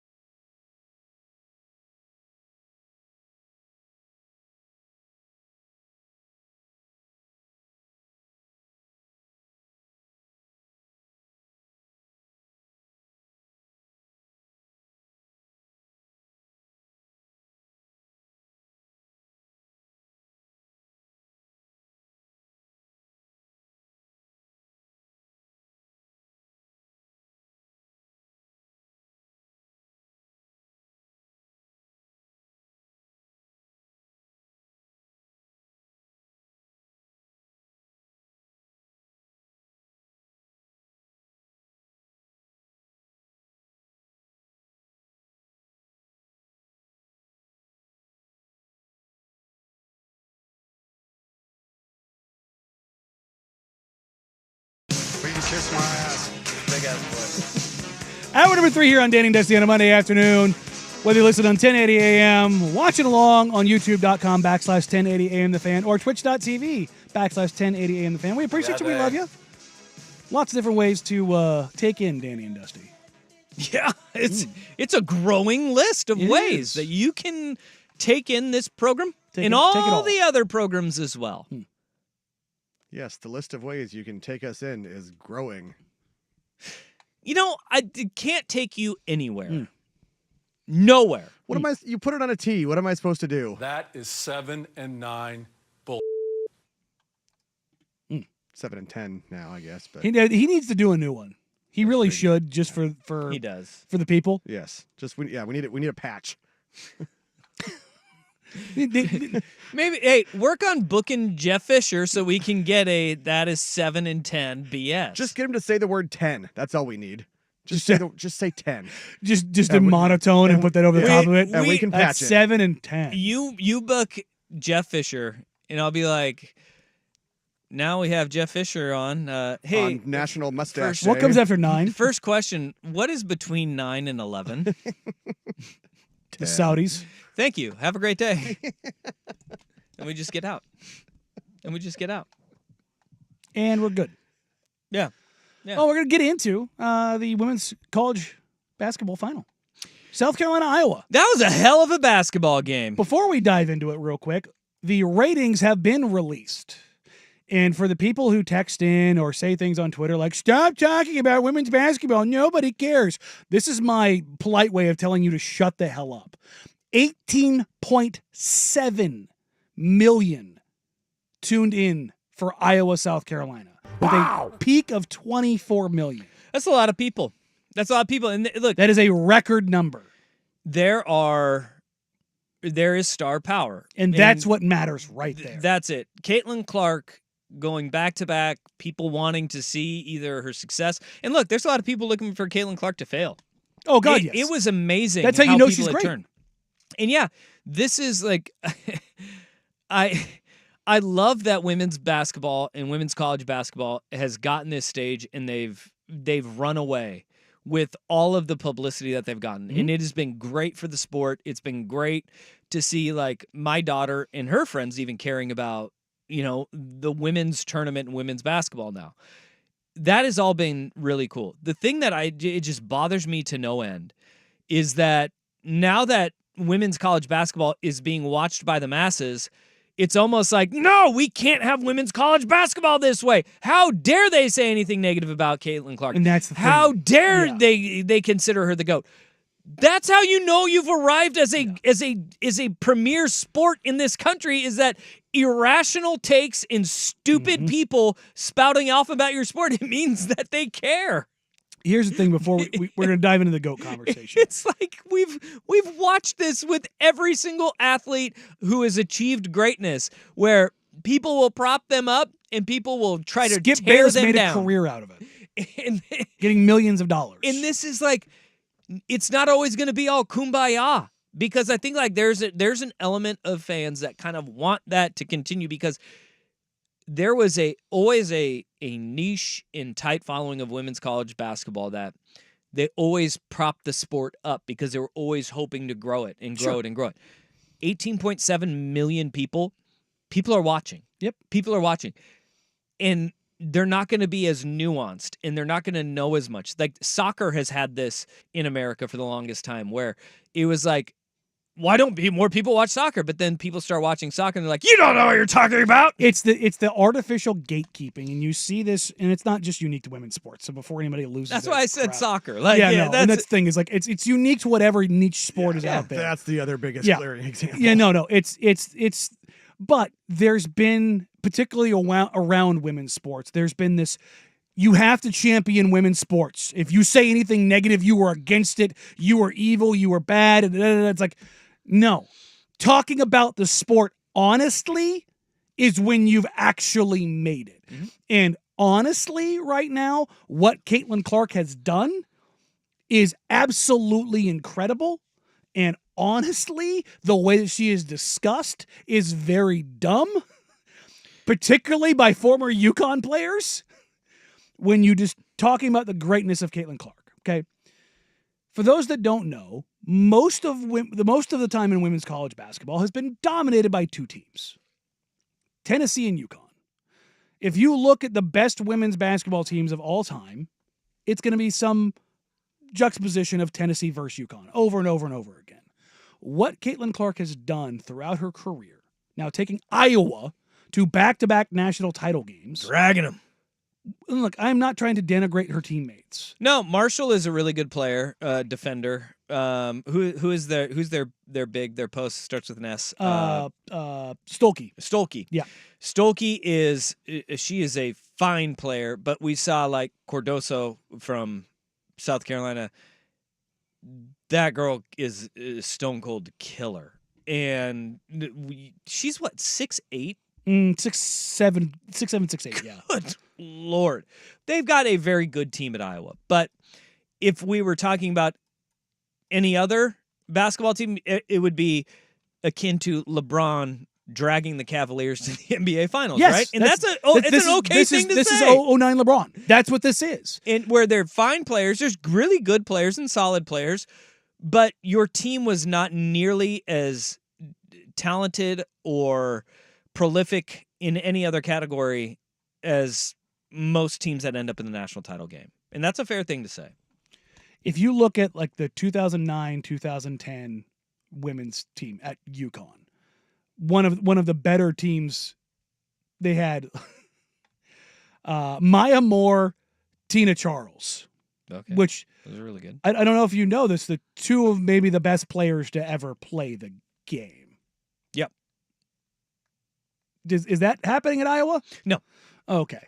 Go look at the Tennessee rosters. Go look at all of the UConn rosters up and down.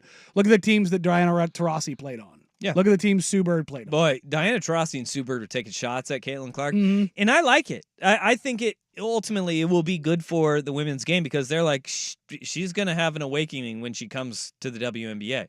Now, Caitlin Clark will be a really good WNBA player, but boy, she's got a target on her back because of how much she's been propped up. And whether they're because they're both former UConn players or the fact that they're WNBA players that have been established, and Diana Taurasi is one of the greatest of all time to play in the WNBA, you sit there and you go, yeah, I like that there's this S-talk, though, back and forth because, one, they're trying to protect their school, and the other, they're saying when she comes to the W, it's going to be a little bit different. And I hope she goes and she tears it up in the WNBA because that's the only way that this rise continues. Because there was a surge when Sabrina went to the WNBA, and there was an adjustment period for Sabrina. Yep. She's fully adjusted to the life of the WNBA, and she is. But all the people that started tuning in early, she lost some of the heat. All of a sudden, the viewers started dwindling a little bit more because it was like, well, you want to see the greatness. You want to see that dominance. And I hope that for the WNBA's sake, Caitlin Clark continues to dominate because it'll be good for the growth of the sport. When you talk about Caitlin Clark, can you be considered the GOAT if you don't win a title? Because I lean towards yes because of what she did. I mean, it's greatness from start to finish in her career. She's the all-time leading scorer despite playing at Iowa. Well, and despite the fact that, did you see what's her name? Woodard, the former scoring champion. Lynette Woodard. Lynette Lynette Woodard said, because she went at Caitlin Clark, and this is great too. I am the hidden figure, but no longer now. My record was hidden from everyone for 43 years. 43 years. I don't think, I'll just go ahead and get the elephant out of the room. I don't think my record has been broken because you can't duplicate what you're not duplicating. And so unless you come with a men's basketball and a two-point shot, hey, you know. How about that?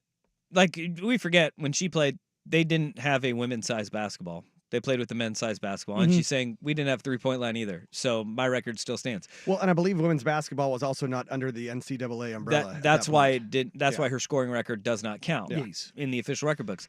I don't. In Lynette cool. Woodard, why don't you go ahead and play against that South Carolina team and see how well you do? But yeah, that Lynette Woodard, like what she did was great, and I think greatness translates. Yes. But what Caitlin Clark did was when everything is established, when the game has taken off, when you have to go through under the brightest lights. Well, she went through LSU, UConn, and then South Carolina. Had she beaten South Carolina, she would have basically killed 3 giants on her way there. She did it for 4 years. No, she is greatness in women's college basketball. Is she the most complete player in women's college basketball? No, because she's not a very good defender. No. And they were hiding her in the championship game. They hit her against UConn on defense. They do have really good defenders, but like that doesn't matter. The scoring record is greatness. And not only that, she's a playmaker as well. The rise of popularity in the game goes right alongside number 22 for Iowa. So yeah, you can be the greatest and not be a champion. That happens. It just so happens that most of the people that we do consider the greatest of all time have a buttload of championships too, whether it's Tom Brady or LeBron James or Michael Jordan. You know, like the silly thing is that Caitlin Clark, she's more Mike Trout than than she is LeBron James. Ooh. Because that's a good one. You can't deny their greatness, but they can't win in the playoffs because it's a team sport. At the end of the day, it is still a team sport.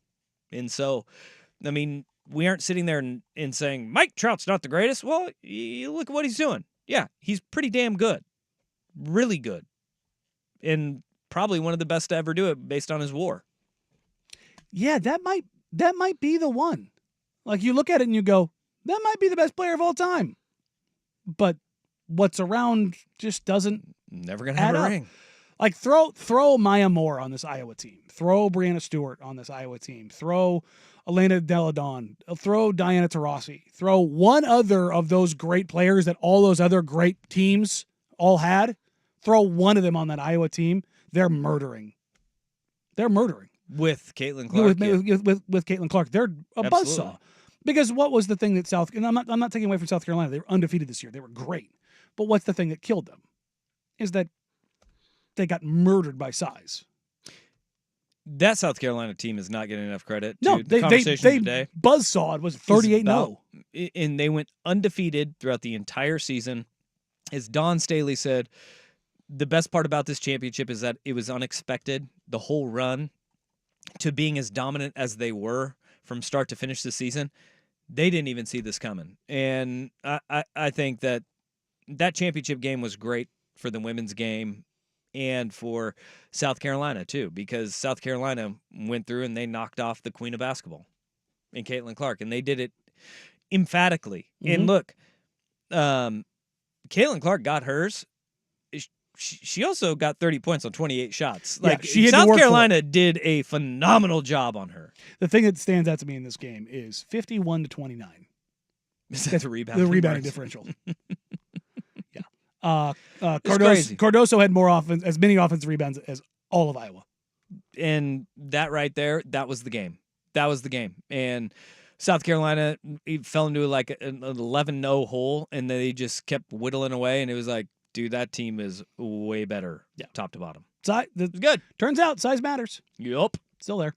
All right, coming up next from the women's game to the men's game, we'll preview the NCAA men's final tonight between UConn and Purdue. Danny Dusty, 1080 Fan. Girl, you A college gridiron.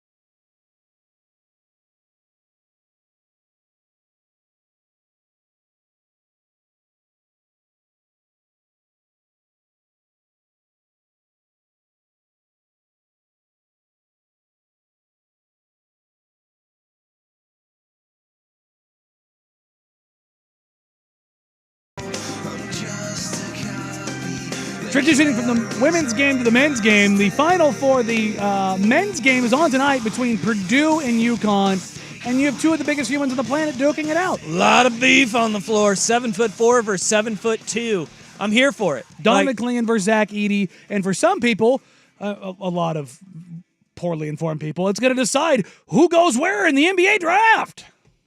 That ain't happening. Oh, my God. The amount of narratives that are come out of this from NBA fans around the league is going to be hilarious. And I'm going to have to deal with a bag full of questions from Blazers fans. Like, why don't they take Edey or Klingon? Can I say that Zach, I had this thought watching the Final Four on Saturday. Zach Edey should grow his hair out. And then he can be like he can like market himself as Sasquatch. Or like Luis Scola 2.0. If he had, I would like to imagine, he's got thick hair. I'd like to not as imagine wispy it's and more oily. of Steven Adams. That's exactly what I was just going to say with Steven Adams. Man bun it. Yeah, like just go long and, Zach Edey can be the Sasquatch out there, just lumbering up and down the floor. I would be here for all of it for Zach Edey to do that. Chewbacca. I'm excited for this game, though, because you have two things Jeff. at play here. You can have a back-to-back national title if UConn wins. What a Wookiee.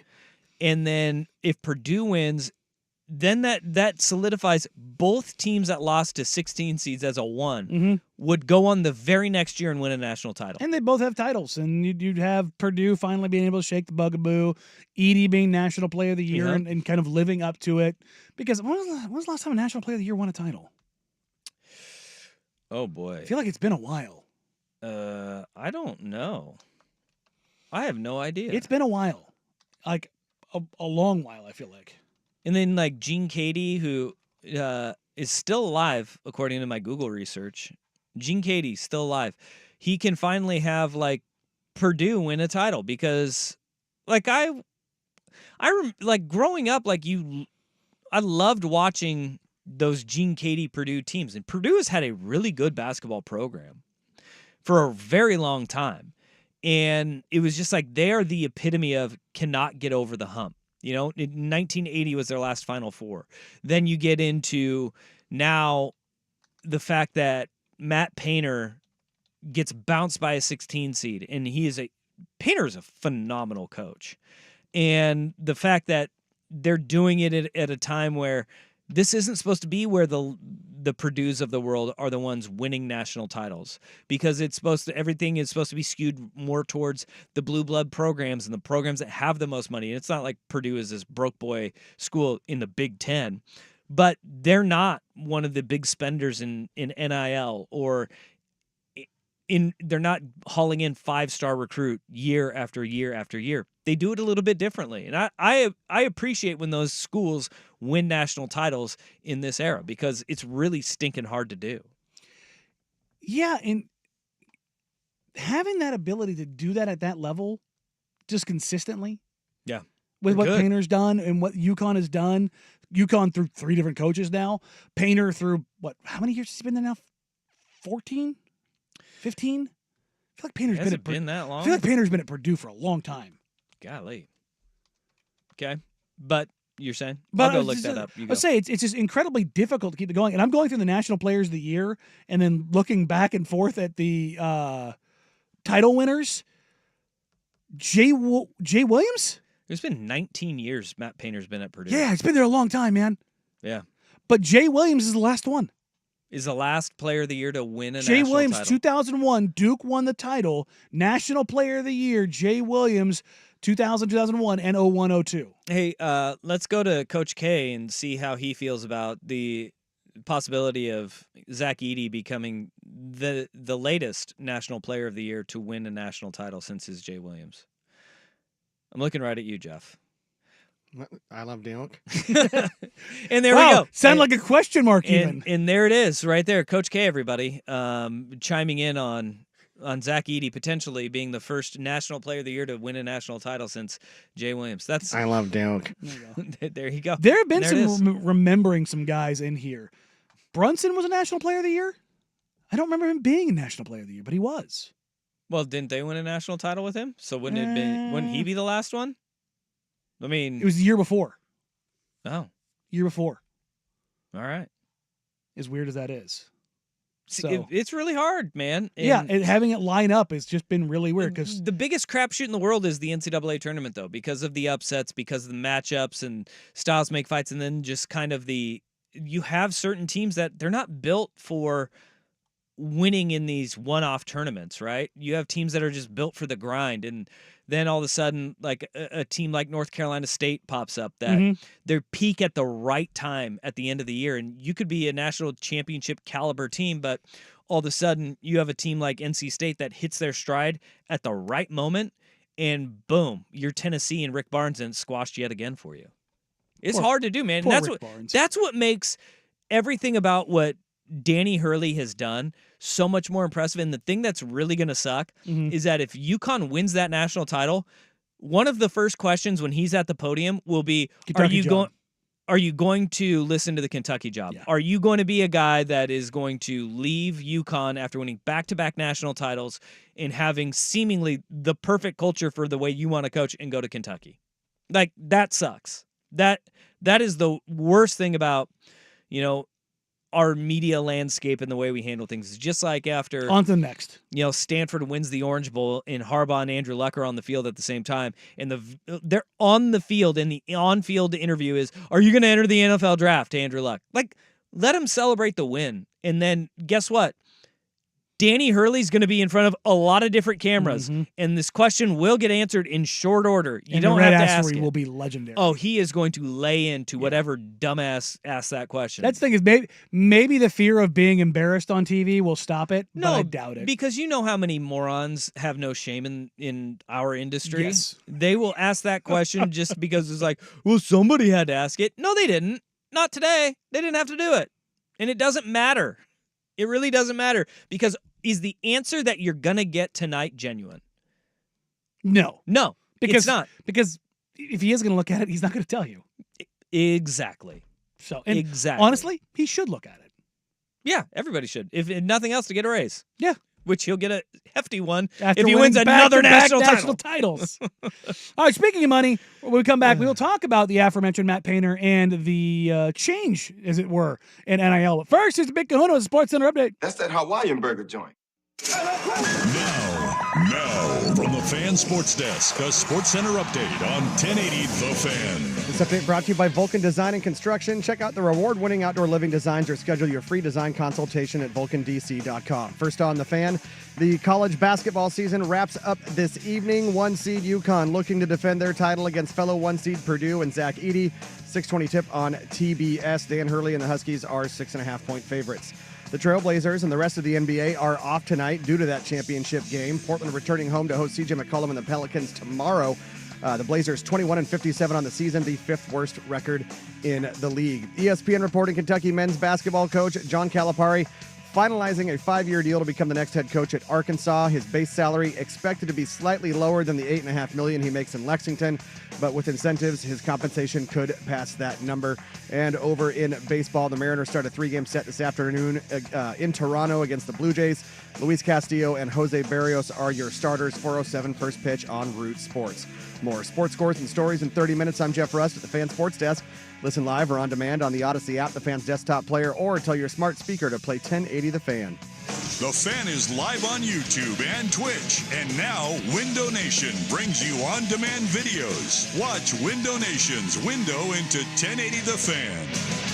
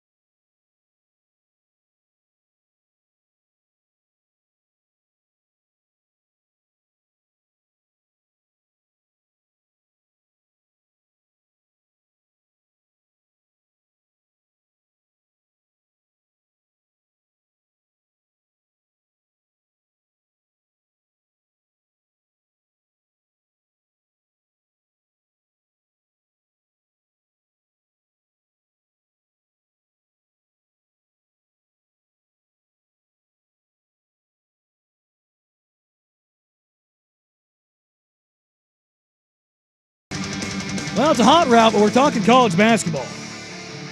Nicole Auerbach of The Athletic.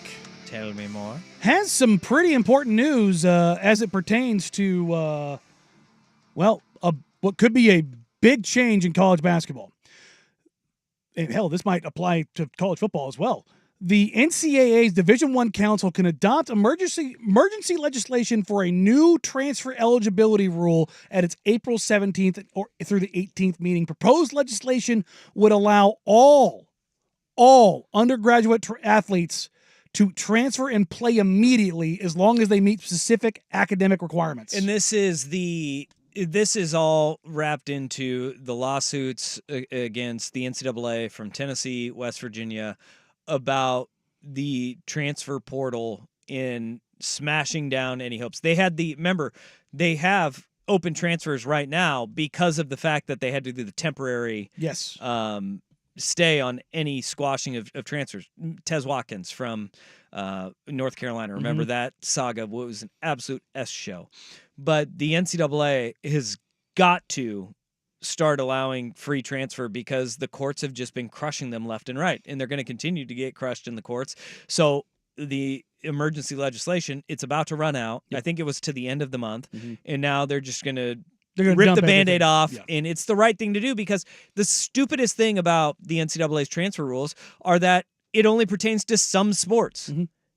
I've never understood why they have such arbitrary rules about just football and basketball, yet if you're a baseball player or you're a lacrosse player, sure, go ahead. It was about protecting their cash cows. That's what it was always about. And now they've run into a brick wall time and time again, and it's got to be a time for a change, and we're here at this point. I'm not necessarily for it. I don't think we should have free transfer all the time. I understand as an 18-year-old kid, you'll make a mistake. You should be allowed to get a free transfer. Then I appreciate the fact that, all right, you get that one freebie, then go and get your degree, and after that, you can use your grad transfer. I think that's okay because that is 2 transfers right there that you can have instead of just bouncing 4. We're going to have guys 4 years in 4 different schools. And think about that at that age, how well you would have handled changing schools once. I mean, my wife did. She went down to U of O for a year, and she's like, not for me. Finished at PSU. It too. I went to Montana Western and then went to Southern Oregon. You figure you're gonna go. You kind of understand what you want in life. But if you're doing it 4 times, like, it's kind of look. But also, that's what you want to do. That's what you want to do. If you want to chase the money, chase the money. Auerbach says in the proposed legislation, there's no limit on the number of times an athlete can transfer.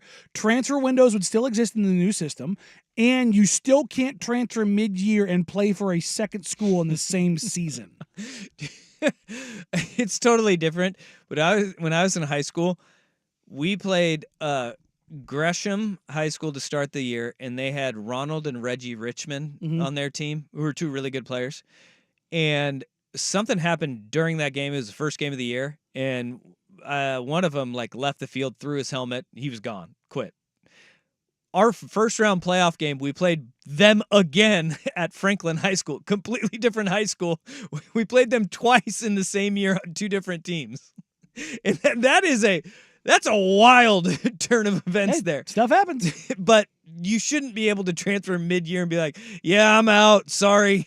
Bama loses week 1, you transfer to Georgia. Yeah, I'm out. I'm going to go somewhere else.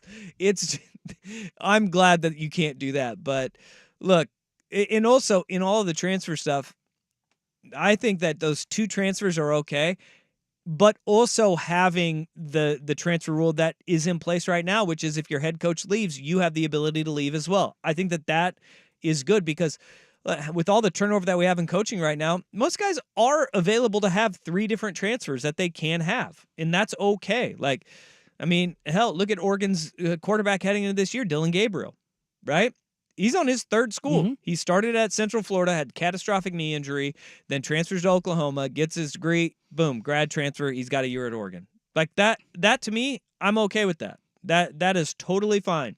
But when you go, I'm just unhappy and I'm a diva and chasing NIL. And also, it's not going to help your draft stock if you are on 4 different schools in 4 years, or you go to 3 different schools in 3 years. But what if you go to hear me out now. Yeah. What if you go play in 3 different conferences to say, well, you didn't do that in the SEC. Well, you didn't do that in the Big Ten. Well, you didn't do that in the ACC. Yeah. But what if I did it in all 3?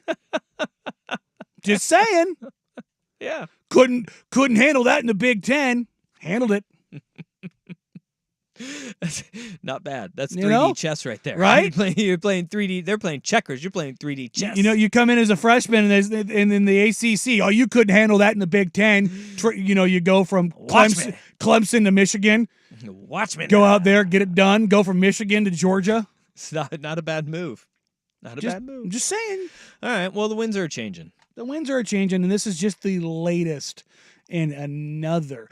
See, look, as much as everybody we talk about college football, where this is going to have a massive impact is college basketball. And one thing that does not get talked about enough is the fact that Nicole Auerbach looks like Aubrey Plaza. Yeah, she does. Good for her. Yeah. Good for her. Yeah.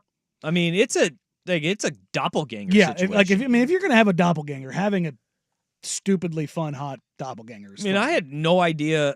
I had no idea that Nicole Auerbach looked like Aubrey Plaza until like a month ago. Mm-hmm. But I'll be damned. It's a dead ringer. Yeah.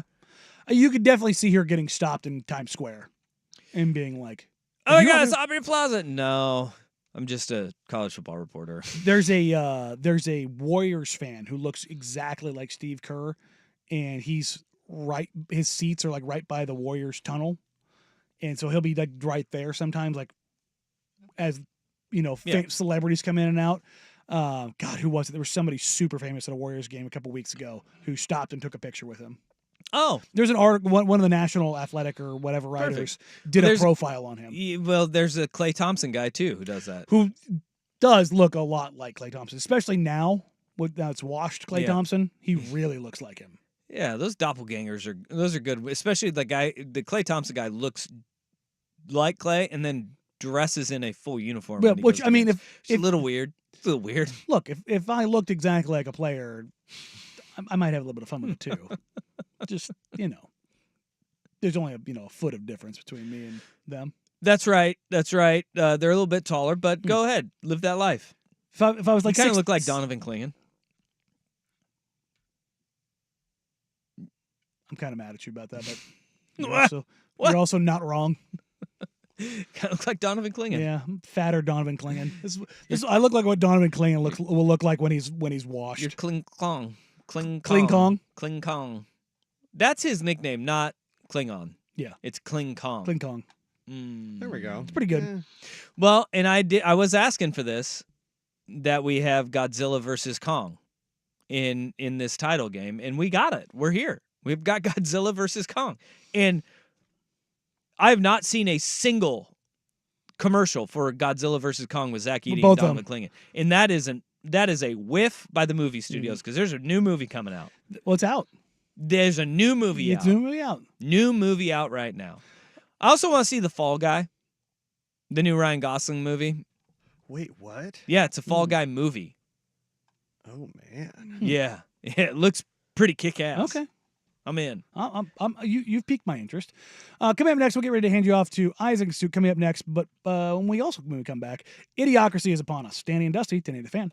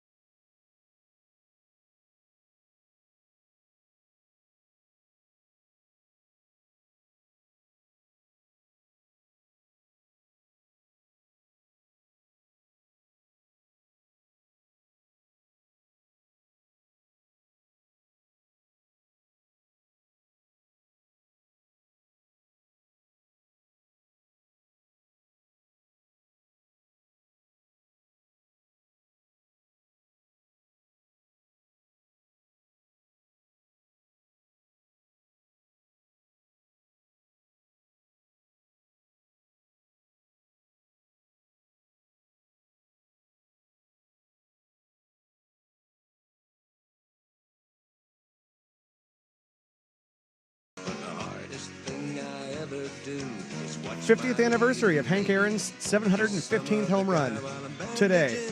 Hammer and Hank. Hammer Look and at Hank that. Aaron. And it's still one of the coolest side stories that Craig Sager was out there on the field too. Yeah. Like Craig Sager was one of the nicest dudes. But back then, his suit jackets weren't that loud. Because it was the 70s. Everything was because loud. everything else was loud. Yes, exactly. Quick derailment. Ooh. Further proof that we're heading towards idiocracy. Okay. Currently trending on Google searches, why do my eyes hurt? Oh, boy. I saw a TikTok video of this earlier today. There was a woman who was like, somebody had a thing, you need to wear glasses for the eclipse. And she came in over the top and was like, well, 6 years ago, there was an eclipse, and I looked at it with one eye, and then the next morning I woke up and I was blind in my left eye. It's like, you think?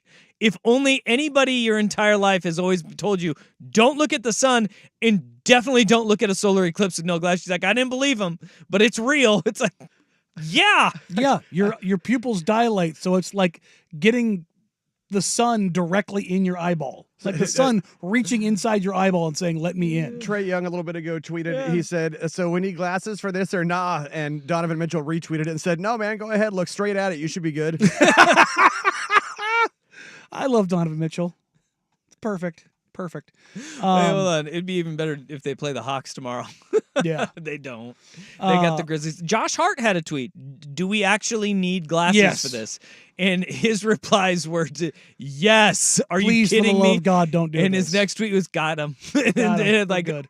all three of them with the glasses on. A little bit of breaking news as we was get so ready to stupid. head off. Dusty, prepare yourself. Yeah? Astros H. Framber Valdez has scratched from today's start with elbow soreness. Oh. He's being evaluated by doctors to determine the severity of the injury, which means Oh, no way. Tommy John's coming his way. No way. If you see elbow soreness after a scratch, yeah, I think you could just assume at this point. It's weird how Tommy John had that surgery that was named after him. Yeah, I know, right? Yeah. That's crazy. It's nuts. Him and Lou Gehrig, who could see these things. Do you think he gets residuals? No. Did he trademark it? Look, we got an elbow problem. We got an elbow problem in Major League Baseball. And there was a video of not Max Scherzer, but Justin Verlander, and he was talking about a conversation he had with Max Scherzer about, all right, the rash of injuries and elbow injuries and what is leading to this. And he didn't blame the pitch clock. He was talking about how in the world of analytics now, max velo is everything. And what starting pitchers are doing is essentially they're coming in and pitching 5 innings like a closer where it's all gas, because the analytics divisions in every major league team are saying once you get to the third time through the lineup, all of a sudden you get the hook no matter what. So these guys are being taught to go out and just gas it out for however long you have. Hard break and hard velo. And they're not learning